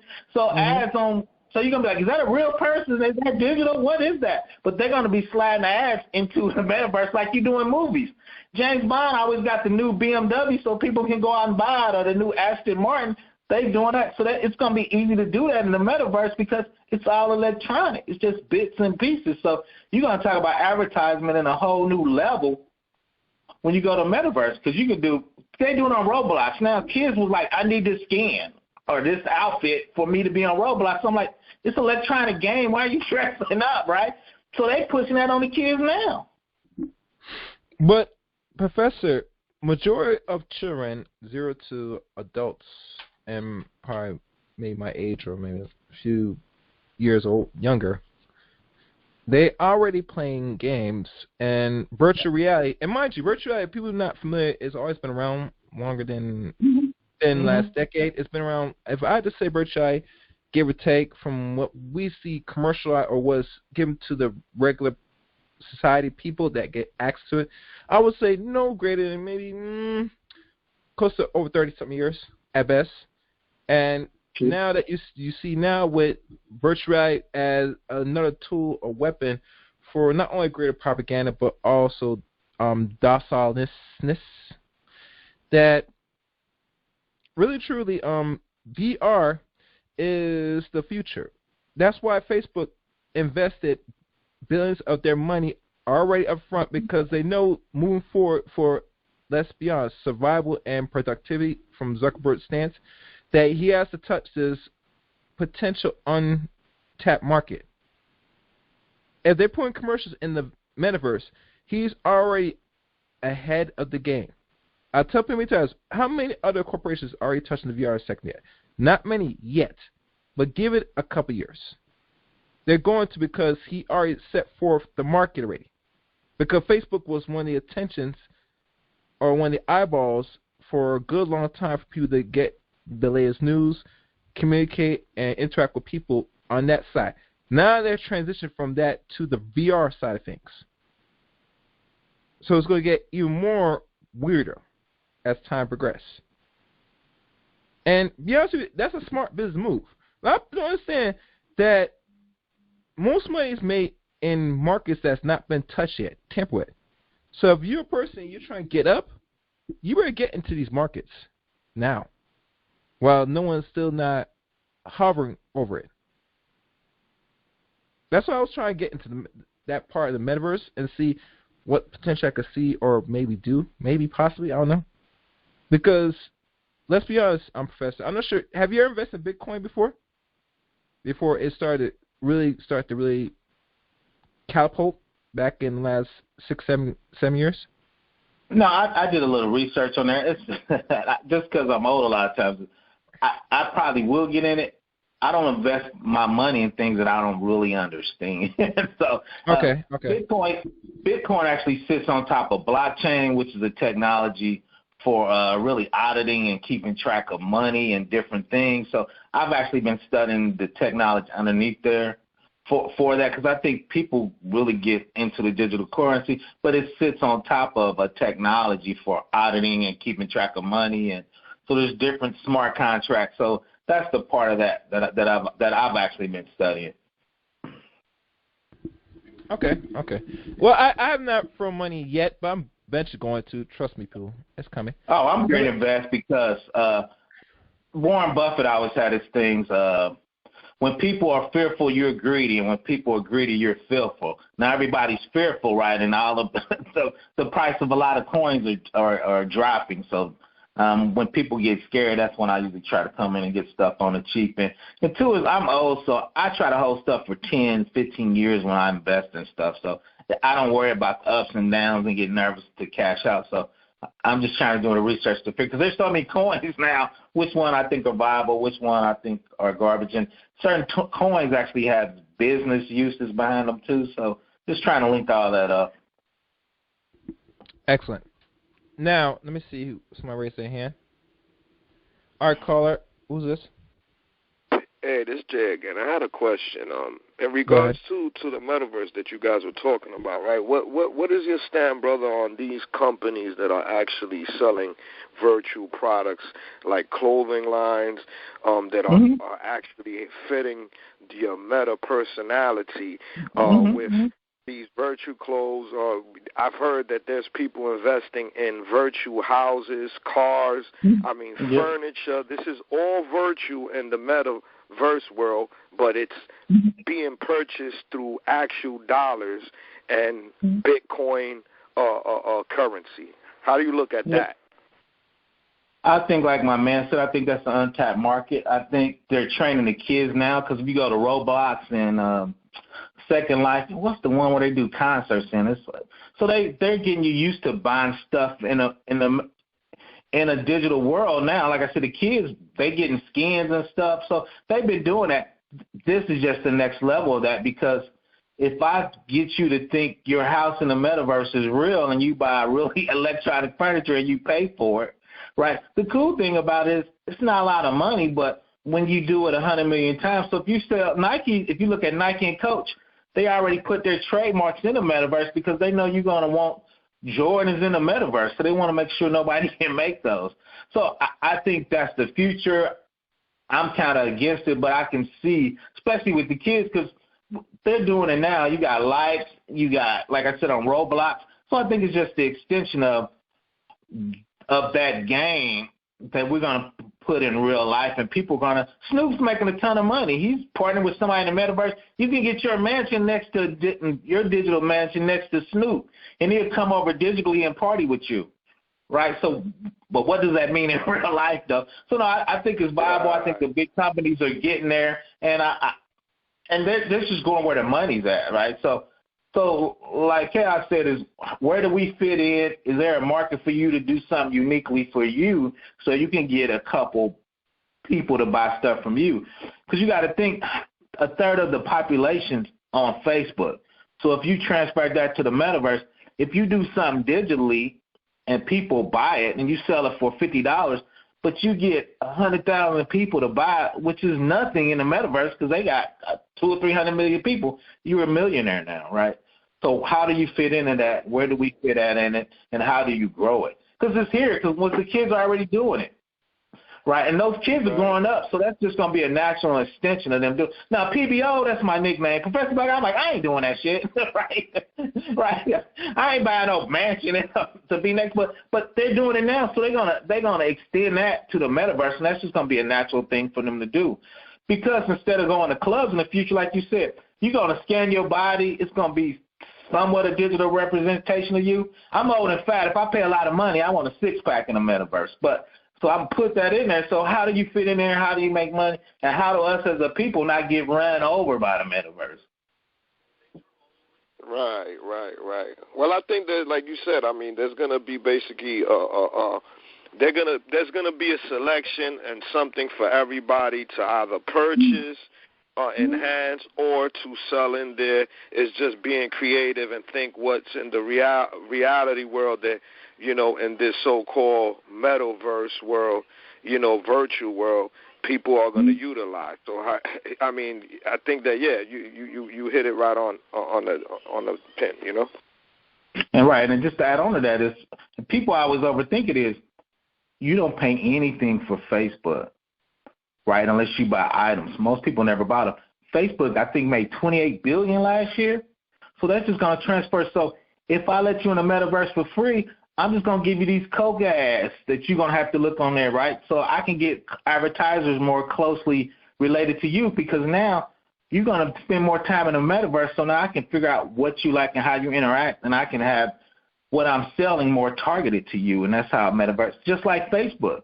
Most people's like, well, Facebook's free. No, it's not. You pay with your privacy, right? Because I can send you stuff. I'm sending you ads, and now you don't have to interact with them, but the advertisers think enough of me to target you to pay me for that.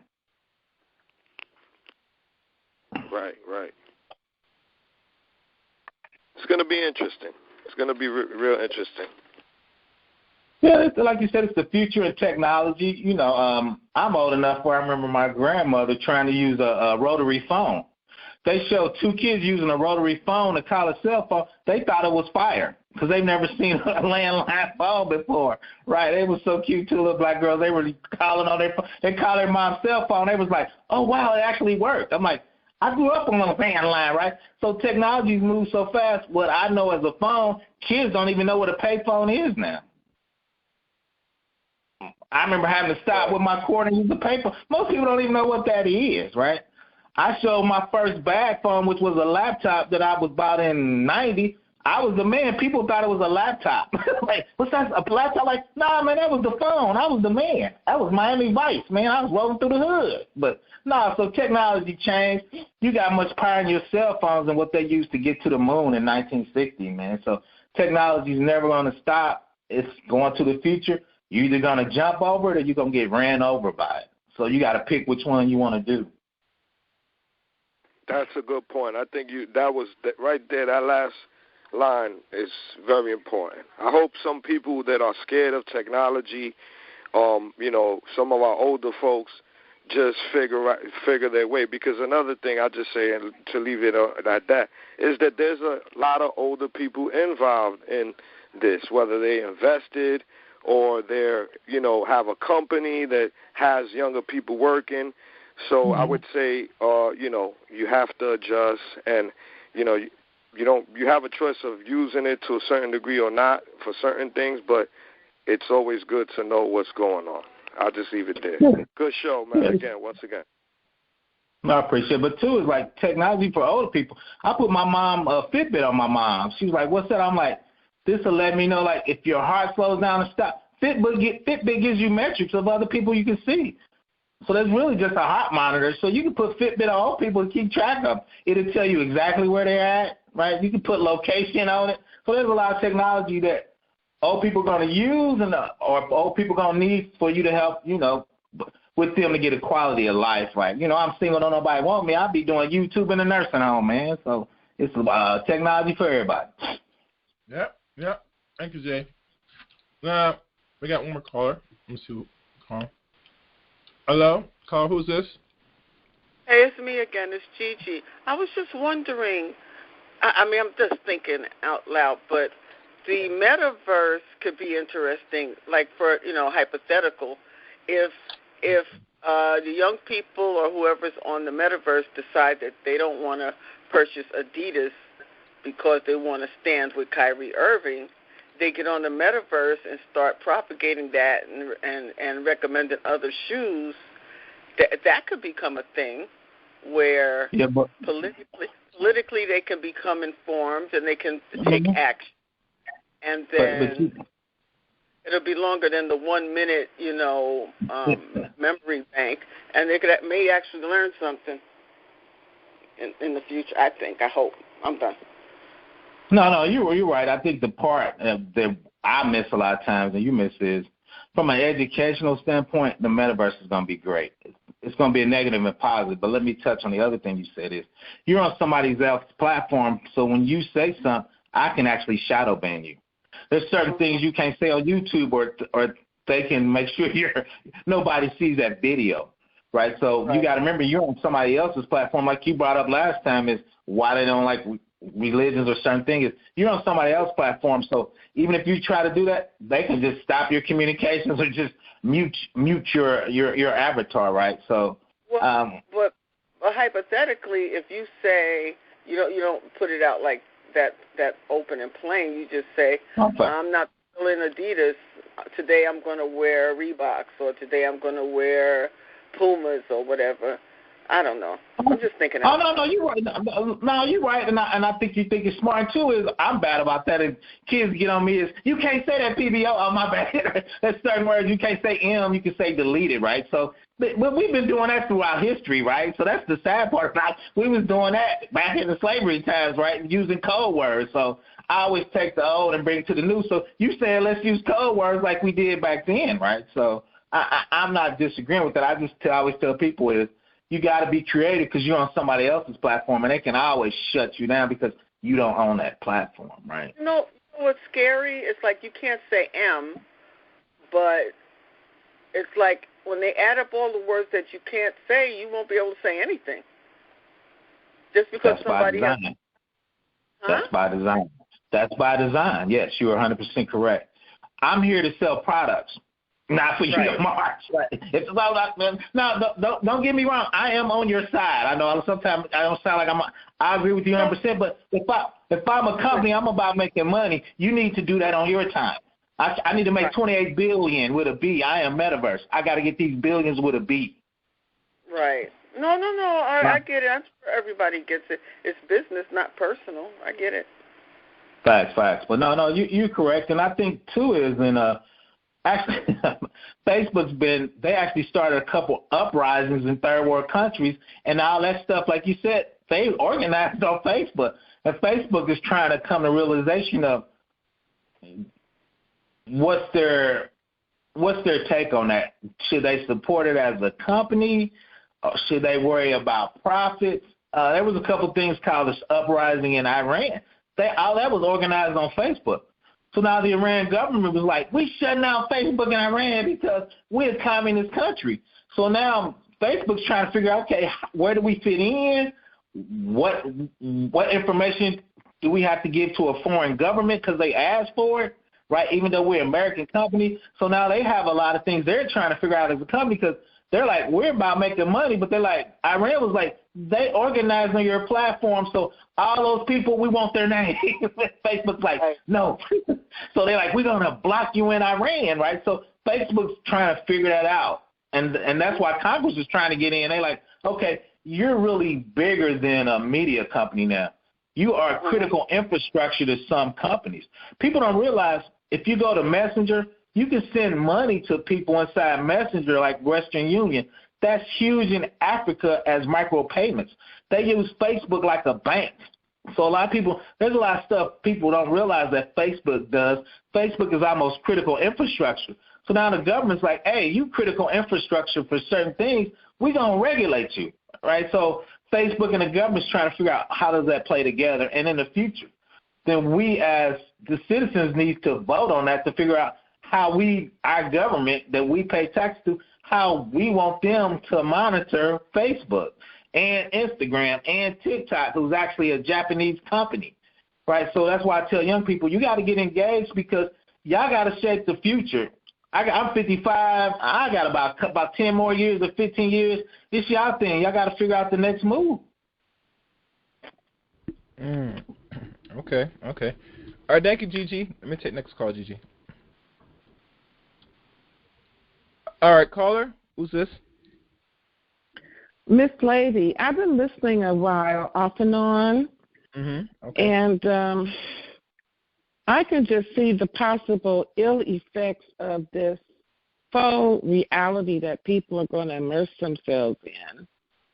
And sometimes you just wonder, like when you were talking about the loss of jobs, because of technology. And I'm thinking just because something can be done, should it always actually be done?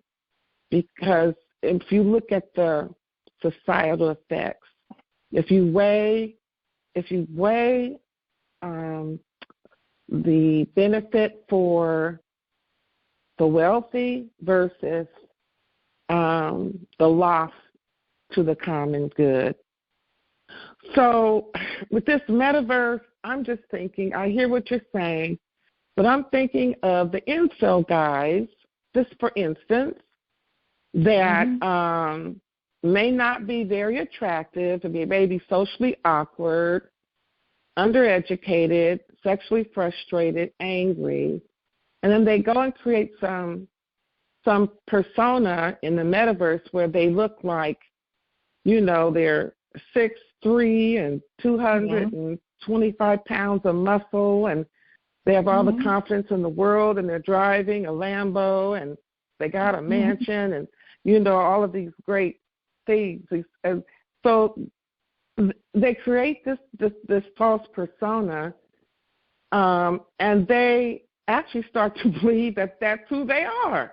And so but then when they go out in the real world and they're not that person, and people, they aren't received in the way that the false person is perceived and desired the way.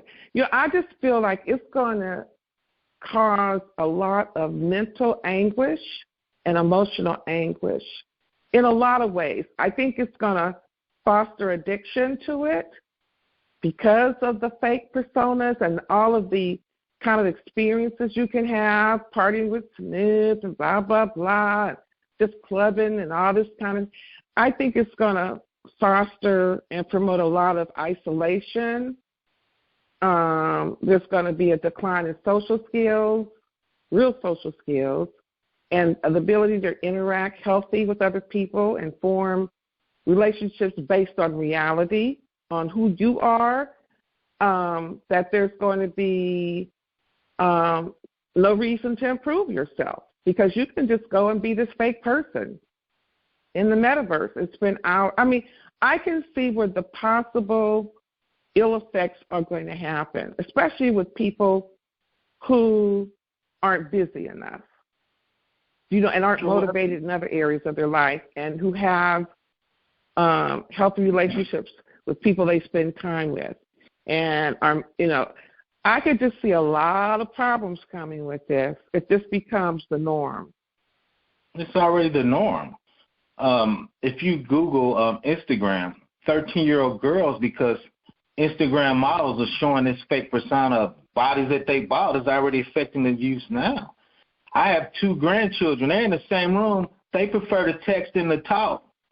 I was like, we put our phones down because y'all need to talk. Because when you go in the real world, you got to have a conversation with your boss. If you're trying to really date somebody, you got to have a conversation. But people are already swiping left and right. So I think that train has already left the building. Right? And but I'm being to a greater degree. I'm not going to be buying no headset, no whatever you call it, to put on your eyes. And I'm not going to be, and I'm not going to be immersing myself in this totally fake reality. Miss Lady, with all these experiences. Can you hear me, Miss Lady? Mm-hmm. Are you the same age as Professor BlackOps? No, I'm just saying I don't know. No, I'm a mature woman, but this is the point. I know young people as well, and they don't have those.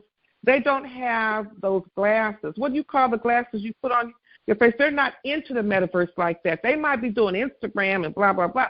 But I'm talking about when this real metaverse thing gets going. I'm talking down the line. Yeah, but it's not for you. I don't know any young people. I don't know young people that have them. To be honest, I'm sure a number of them do. No, they're not. They're not. It's really from 10 to 15 years now. Those people are getting trained on Instagram. Most people, the young people under 30 don't put their phone down. They were like, "Oh, government's tracking me." I'm like, "Dude, you don't put your phone down, so I can track you through your phone." So the metaverse is not. If you're over 30, the metaverse is not for you. The metaverse is for people under that, because if you give a kid a phone right now, my granddaughter's 3. She pick up the phone, she skip the ads and watch your show. It's for her, not for you. No, but what I'm saying is, if it, like you said, if you could go and have these sexual experiences, right? Yeah. If you can do, I think it's coming down in the future where it's going to be more popular, not just with 10 to 15-year-olds, but with older people as well. Yeah. I'm looking 5 years, 10 years down the road where this is going to spread and become a thing. Yep. And I can see, Miss Lady, I can see the possible problems. That's in their late 30s, 40s. What's the age range? We'll see. We shall see. And I think there'll be people talking about these problems in the future. Oh, those problems are, anytime you do technology, that's going to be good and bad. And I agree with you. For those incels, that's definitely going to be a problem, because those are problems now, because those dudes are people, they're not accepted beside. The other good part about that is, like, there's incels groups, so at least they're communicating with each other. In the past, they would just be stuck in a basement. Now there's whole communities. You can see stuff. You can talk to people, right? Now you got a fake persona. At least you're kind of integrating with the world, even though it's fake, right? So there's two ways to look at that. And I just hope that there won't be criminal acts committed and you could trace it back to a lot of this immersion into the metaverse. Seriously. I could just see they're already out there, right? They're already acts on the metaverse that are criminal. So anytime you have any technology, you're going to have a criminal aspect of it. Because I'm talking about not within the metaverse. I'm talking about outside of the metaverse. I'm saying that I think there's going to be some real, if it expands the way they're pushing it, I can foresee a lot of problems happening in the real world that have been stimulated and kind of because of the stimuli and the addiction and all of that, within that has been groomed within the metaverse. Actually having an effect on the real, in people's real lives. That's all I'm 100%. Saying. It's just a point. 100%. That's just a point, and it'll be something that that's yet to be seen. But if you're saying that it's going to expand and grow, and it's going to expand beyond 10-year-olds, I can see. It'll be interesting to see what happens. I know the push it always is to make money. And so my thing is the desire to make money, not for me, not for you necessarily, but for the wealthy, the very wealthy who have a lot of money, I'm looking at a balancing act here.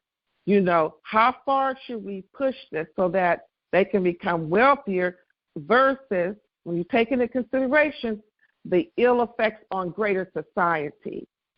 I'm thinking of it from a whole different level, on a different way. I've already thought about it. It's called Luddites. If you go back in the 70s, technology was taking their jobs for farming, so they went and broke all the new farming equipment because it was taking their jobs. So that's always the question is, so far society's never stepped in and tell a company, stop making money because you're hurting the population. That will not happen. Well, I'm just saying, maybe it should, because as you're saying, I'm seeing a lot of boarded up businesses. They're talking about certain department stores that employ people keep shutting down. And it's like, okay, it's like we have to decide what kind of society we want to live in. How fast? That's why I try to get young people in technology. The problem is the bigger population is asleep. They don't even see it coming, because that's Amazon. When Amazon comes into a small town, they shut down Main Street. All those businesses go out of business because I don't leave my house. Everything I order gets delivered. I try it on. If I don't like it, I can send it back without getting charged for it.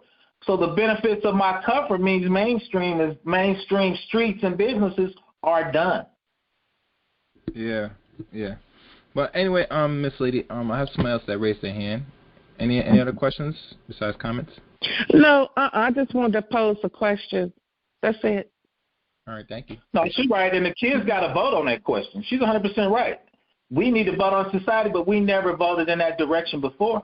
Amazon's been destroying the United States, mainstream and small businesses. We don't care. I just want my stuff delivered the next day. I never thought of that. We're going to talk more about that, but let me take one last caller. Wait, oh, damn it. Wait, let me open the line. Caller, you raise your hand? Hello? Caller? Oh, can you hear me? Yeah, is it a quick question? I was say, or comment. I was just going to say it's a great time, but it's a scary time. But it's interesting because the laws are changing as we speak, trying to get ahead, like kind of similar to what Miss Lady was saying. Hi, Miss Lady. You know, trying to get ahead of what the repercussions are going to be from this metaverse and this virtual reality.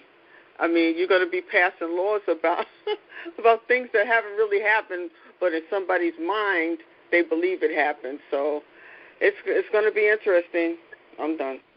Thank you. One thing to add on. One thing I do want to add quickly about this, about the incel part and how the socially awkward and all these dudes. They're socially awkward people. There are femcells out here as well, not just the men. And the metaverse is the right platform for a lot of people that chose to be awkward, don't want to talk to people, have no interaction. That's the place they need to be. So society is doing them a favor, unfortunately. Now, in regards to outcome, what's going to happen if they come out to the world? They come out in the real world. Listen to me good, people. They're going to hate the real world. Matter of fact, they already hate the real world already, and all they do is probably eat, defecate, maybe go to work, come home, and play a whole lot of video games. Wow. And go to sleep. So, in regards to the concern, I'm not concerned about them people, much of the incels and the femcells, because let's be honest, Black Ops, when people talk about the social awkward, it's not just men. I do see the rise and existence of social awkward women. Not every woman out here is IG models. And especially IG models are having fake bodies anyway.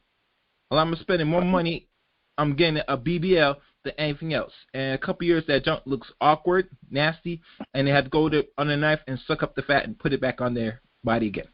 So, yeah. Ask Miss Lady about divestment in the metaverse.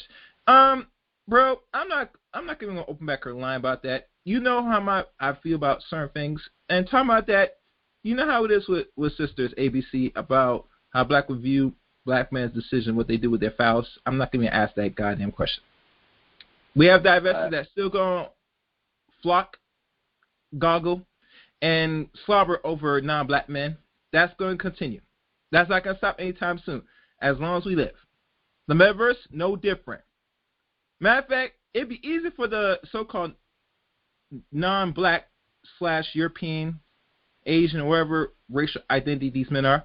It makes it easier to interact with black women even better now, because now they don't have to really do much but show up.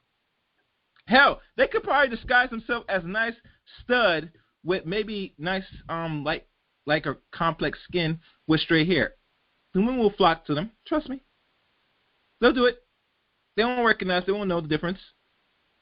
Yeah, So, that was one of the big scams that was happening. Is you were actually getting these virtual lap dances from a woman. Those women was actually men making money because the new coders are basically men. So they were coming up with these unique avatars and answer for men, and the avatar was women, even though it was a man, and they were making $100,000 a year doing that. But it tells you, Professor, how the thirst of men has gotten so overboard that you're not even interacting with the woman now. Now you want to go just pull out your credit card and pay for everything. You're not sure if you're paying an actual woman. And the guy's laughing in the background. I know it's funny, ain't ABC? Yeah. The other weird thing is, but we were doing webcam girls in the 80s, though, right? But you knew it was a girl because it was a webcam, right? So it's the natural extension of the webcam, right? So now you got the webcam, but now it's you in a metaverse and it's virtual instead of the actual girl, right? So, but two is real quick on that is technology. Your laws are always behind technology, because before you do the law, you got to see what the technology is, and like she said, what is it going to apply to the future before you can do the law? Because and most of those guys doing laws are 80. If you go back and look at the Facebook when they brought them up to Congress, you got these 80-year-old dudes. Most of them didn't have emails trying to make laws for Facebook. I'm like, dude, y'all all 80. Y'all don't know nothing about social media. Now, they got pages and young people writing those laws up, but everybody on the panel was over 80. Wow. Damn. Bunch of boomers and or silent generators. Or, yeah. Because they have all the big Congress jobs, and those are people making the laws, right? Now, they got a ton of people work for them. They paying outside firms to help them, but technology is always ahead of the law, right? Because before I make a law or something to tell you how to use it, I got to see it first. And a lot of times I got to see the outcome before I created laws. Facebook got so big now the government's like, I think we need some regulation. I'm like, dude, it's late. A quarter of the world is on Facebook. Now you're trying to make laws for Facebook? It could be a little too late for that. Well, that's why Marcus transitioned from this type of website to the virtual side of things, because let's be honest, he already got the hearts, the eyeballs of people at approximate over 2, maybe more billion users on his website. Last time I checked, it probably went down a little bit because now people are departing, because if you don't get young people on there, you're not going to have a couple billion for long. So, yeah, he's switching to the virtual side facing and gathering that audience. So that's that. We're going to deal with the solutions part now, Professor Ops. Before we do, let me see who raised a hand. Caller, if you can make this quick, because we're about to go through. Not to call in because I know this guy probably got to go.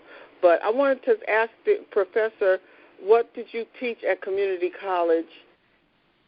And do you think that maybe someone should start a site for senior citizens to help us? Because when your grandkids, you're blessed because you got your grandkids around you. But for people who don't, the warning signs and what you should do and what you shouldn't do on the internet. Because I know when I came to TRS, my account got broken into. My account and stuff, and I know exactly who did it, but that's a whole other story for another day. So those are 2 questions. What did you teach at community college, and what do you think about starting a site for seniors or people who don't? Yeah, because literally, listen. Like a fight broke out in my house, not physically, but, verbally, between my husband and my sons, because I was all over the internet doing stuff, and then they were blaming my husband put me on there to give me something to do, and then my sons were like, what the hell were you thinking? And then it's like, get grandma off the internet, and it was a mess. It was a mess. It's still a mess, but anyway, go ahead. Now, grandma need to be on the internet. That's the first question. I taught, I have a master's degree, so I taught business law, I taught programming, and I taught cybersecurity. I make my living doing cybersecurity for very large government agencies. What was the second question? What I did? And senior citizens. Yeah, no, I think a friend of mine actually was doing that. No, we need to have a site for senior citizens and make sure they're using technology responsible. I did a stream, and no shade to you, is a lot of seniors, number one, were getting hacked and getting their money stolen because a lot of seniors do have money they save, so they were taking their government checks and taking their 401ks. And the other thing is a lot of seniors were dating, and for some reason they were sending inappropriate pictures to hackers. Then the hackers was coming back and blackmailing people. Oh, my God. I think so on my site. So I was surprised. So the people were getting blackmailed was under 20, and the next demographic was over 60. That blew my mind. So we need to tell the seniors we need to stop sending inappropriate pictures. Wait a minute. Who wants to see some droopy balls and breasts? I mean, nobody wants to. But I think, too, is because they got those senior centers for dating, and I think with divorce rate and people dying, everybody's looking for love, and sometimes, I'm with you on that. I'm just telling you what the demographics say. Go ahead. I got hacked financially, too. Like I said, I know who did it, too, but that's a whole other story. But, okay. All right. So, Gigi, this is what I'm going to do. Let me and Professor do the solution part, and let's sit back and listen. All right? All right? Okay. Thank you. Now, as we wind down, we're going to deal with some solutions.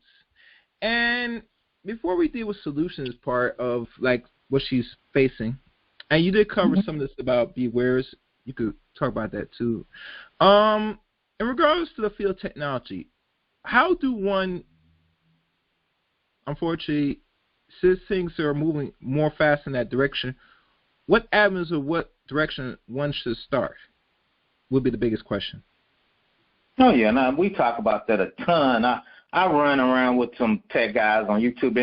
It really depends on a person. I'm a traditionalist, so and that's why I taught at a community college. I think getting your associate degree, getting your skills and getting in line. But boot camps and certifications are a quicker way to get into IT, start making money, and grow your way into a lucrative career. They got A+, Network Plus, Programming Plus. You can do project management because a lot of people are on the spectrum in IT to help them manage their project because they can't talk to the customers. So there's really a lot of non-IT jobs that are in IT. So there's a vast array. So if you don't want to do the college things, you can do the certification thing. And a lot of people now, it's a little harder. You can self-study.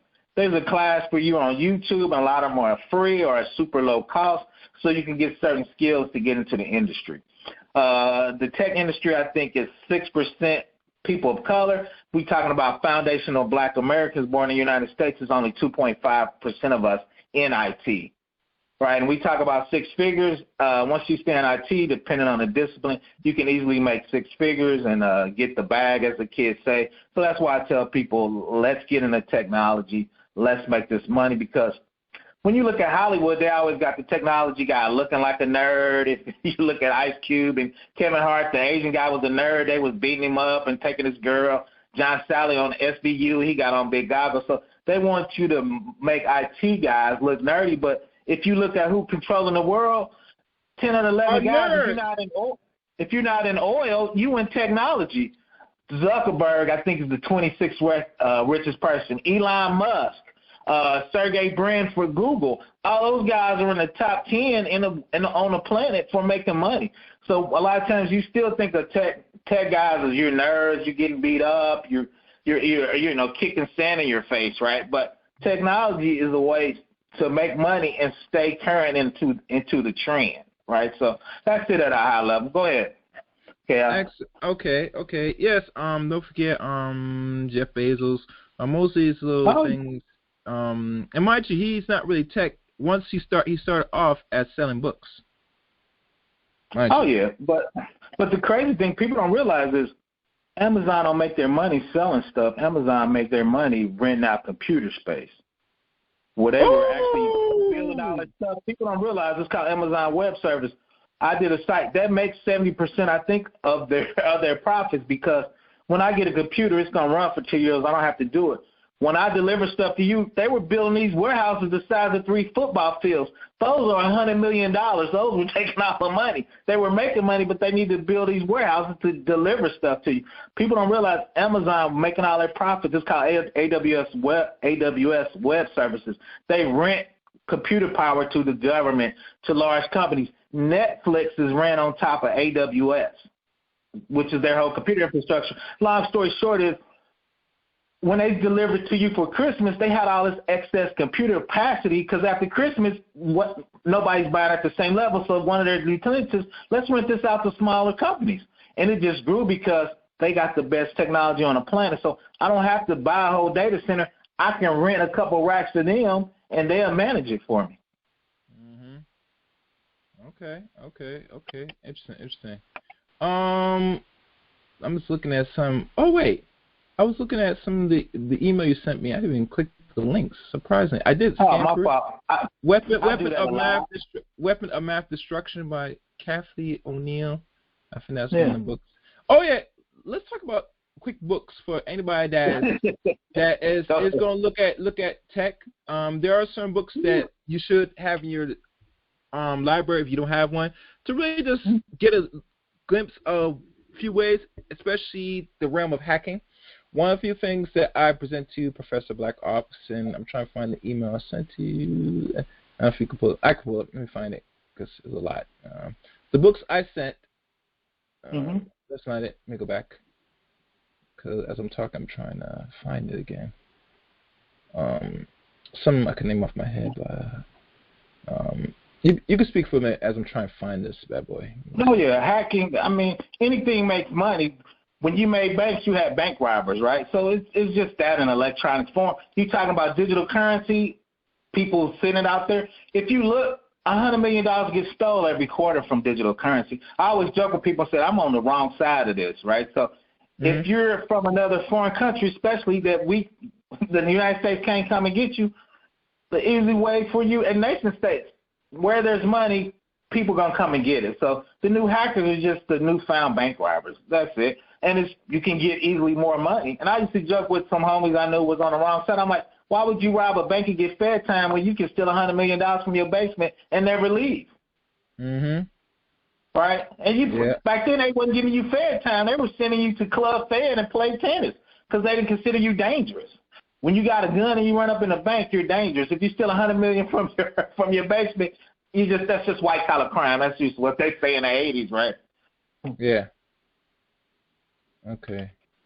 Yeah. I'm trying. Let me see if I can find the sent ones, because the sent ones will better depict what I sent to you. Yeah, I'll keep going while you're looking it up. 2 is this called social engineering. I'm gonna send you something. Right. When you click on it, I'm gonna take over your machine. So especially for seniors, they get these emails that looks like it's for somebody they know. When you click on it, you're dropping viruses on your machine or malware. When you click on something you're not supposed to, I can actually take over your machine if you don't have the proper virus protection and malware, which most people don't have on their machine. So when people send you an email, if they're trying to get you to download or click something, just call them real quick and say, hey, did you send this? Am I supposed to click on it, right? I always err on the side of caution because, like she said, a lot of people are getting hacked. That's why it costs you $3 to get your money out of an ATM machine, right? So that's part of that. And I do Zelle, PayPal, and Cash App. I do a video of that on every month with somebody's getting money stolen. So, well, social engineering is one of the more sinister forms of hacking that when I heard about it, and like I said, these are a few books that people should look into buying, and not just if you try and be a coder hacker, but you should have a clear understanding that is one of the greatest weapons, because hacking itself is a time-consuming process, depending how level or quality of the person's experience of breaking and penetrating systems. The other best thing, at least resistance, is try to get you and using psychology, socializing. You know what I'm saying? Putting out fake emails, these little things that make you clickbait. That's more effective than anything else. So, like I said, be always cautious of anything that's circulating, that's sending you weird email. They want you to report or send money. And trust me, they will get you older people, because most of y'all are not vast in technology. Y'all actually behind. Y'all not catching on the times. And you're the easiest prey to take advantage. Hear me go on. You're the most easiest prey. I heard too many stories of Nigerian scammers or them stealing money from old people that's 55 and up. It is what it is. It is what it is. So those are one of the books. The other thing is dealing with the cyber wars. I forgot the lady wrote the book. I forgot her name. That's another good book. She talks about the dangers and where things are heading. You know, that's another good book. Yeah, I think I'm gonna start the book clubs on that. Now you mention it, I read those books and just kind of highlight them on some YouTube videos. But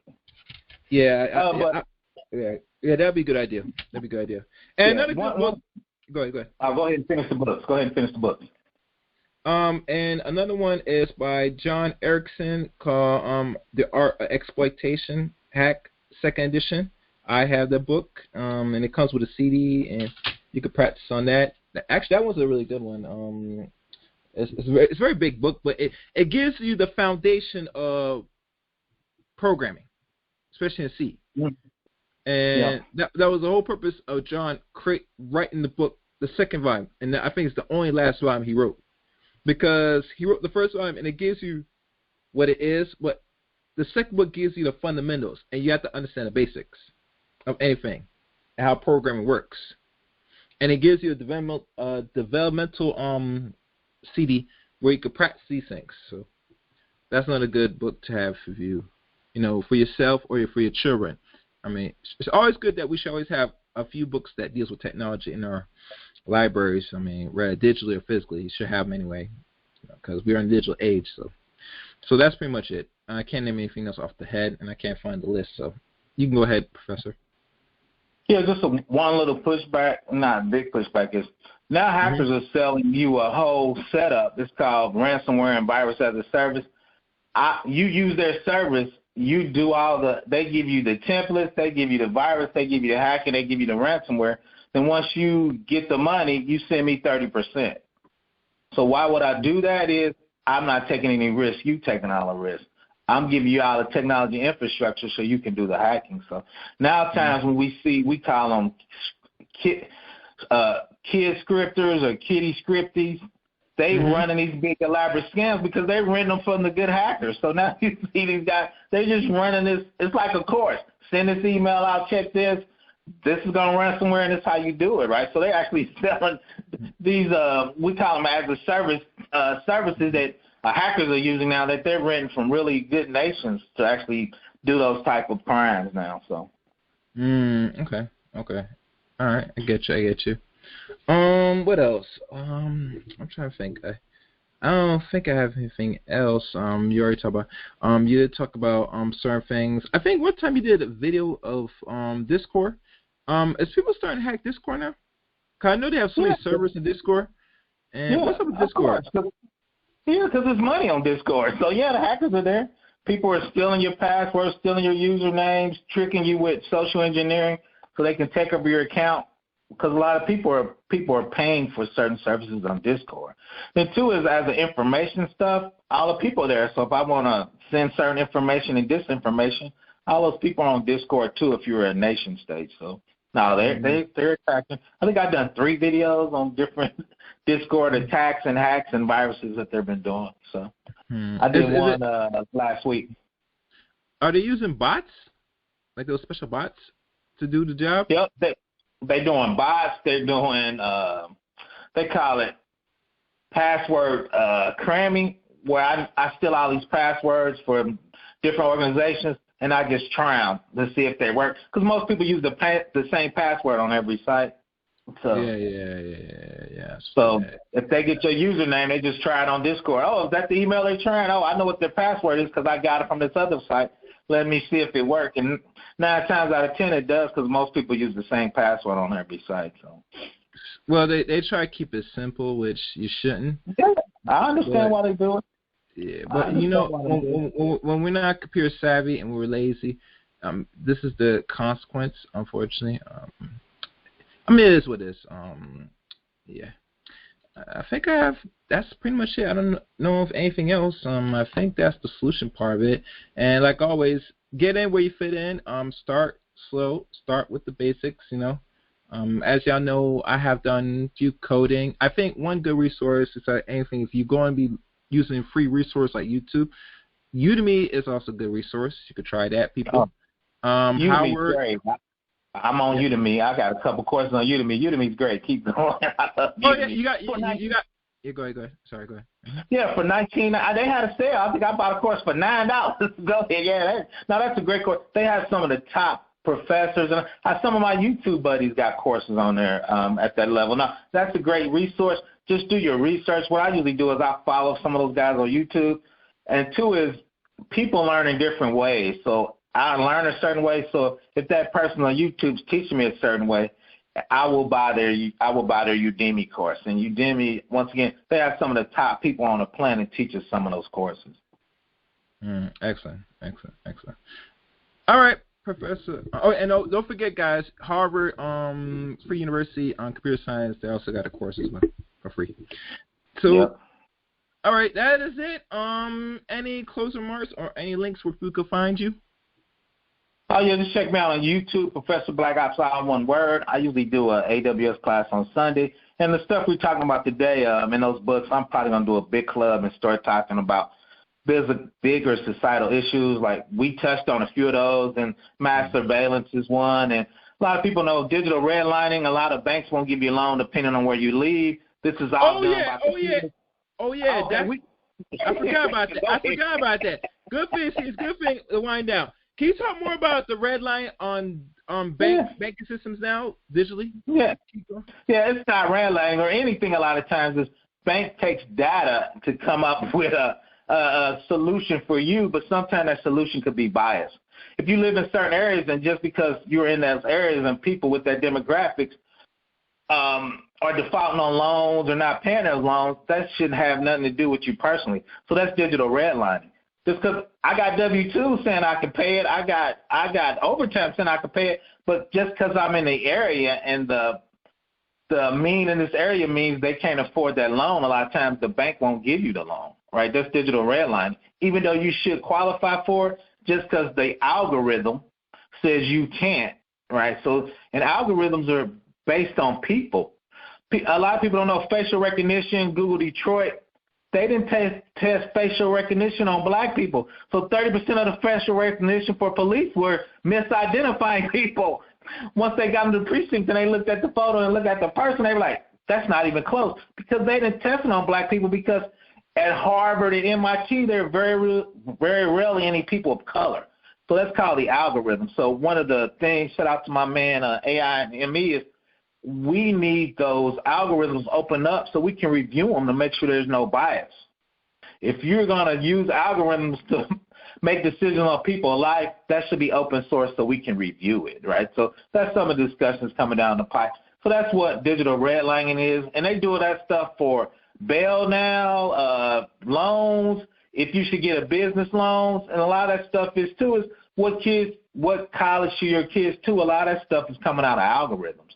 Right, so we just want to make sure those algorithms are fair and balanced for all people that are using them. So that's it. Because we live in America, there's always going to be a form of discrimination. It's a game. Right. Racist is a game. Right. And going the digital route, because people say there's no male presence or female presence that is not black, and they're non-black, white mostly. They think that say, oh, it's over, there's no such thing as racism in this side of things. Oh, yes, they are. Did you create the algorithm? No. Then the person that creates it rules. So they're going to play the game even more tighter. And here's the beautiful thing about it. They were not present to say, you can't say racist because the algorithm. The algorithm is not racist, but it is, bitch. It is.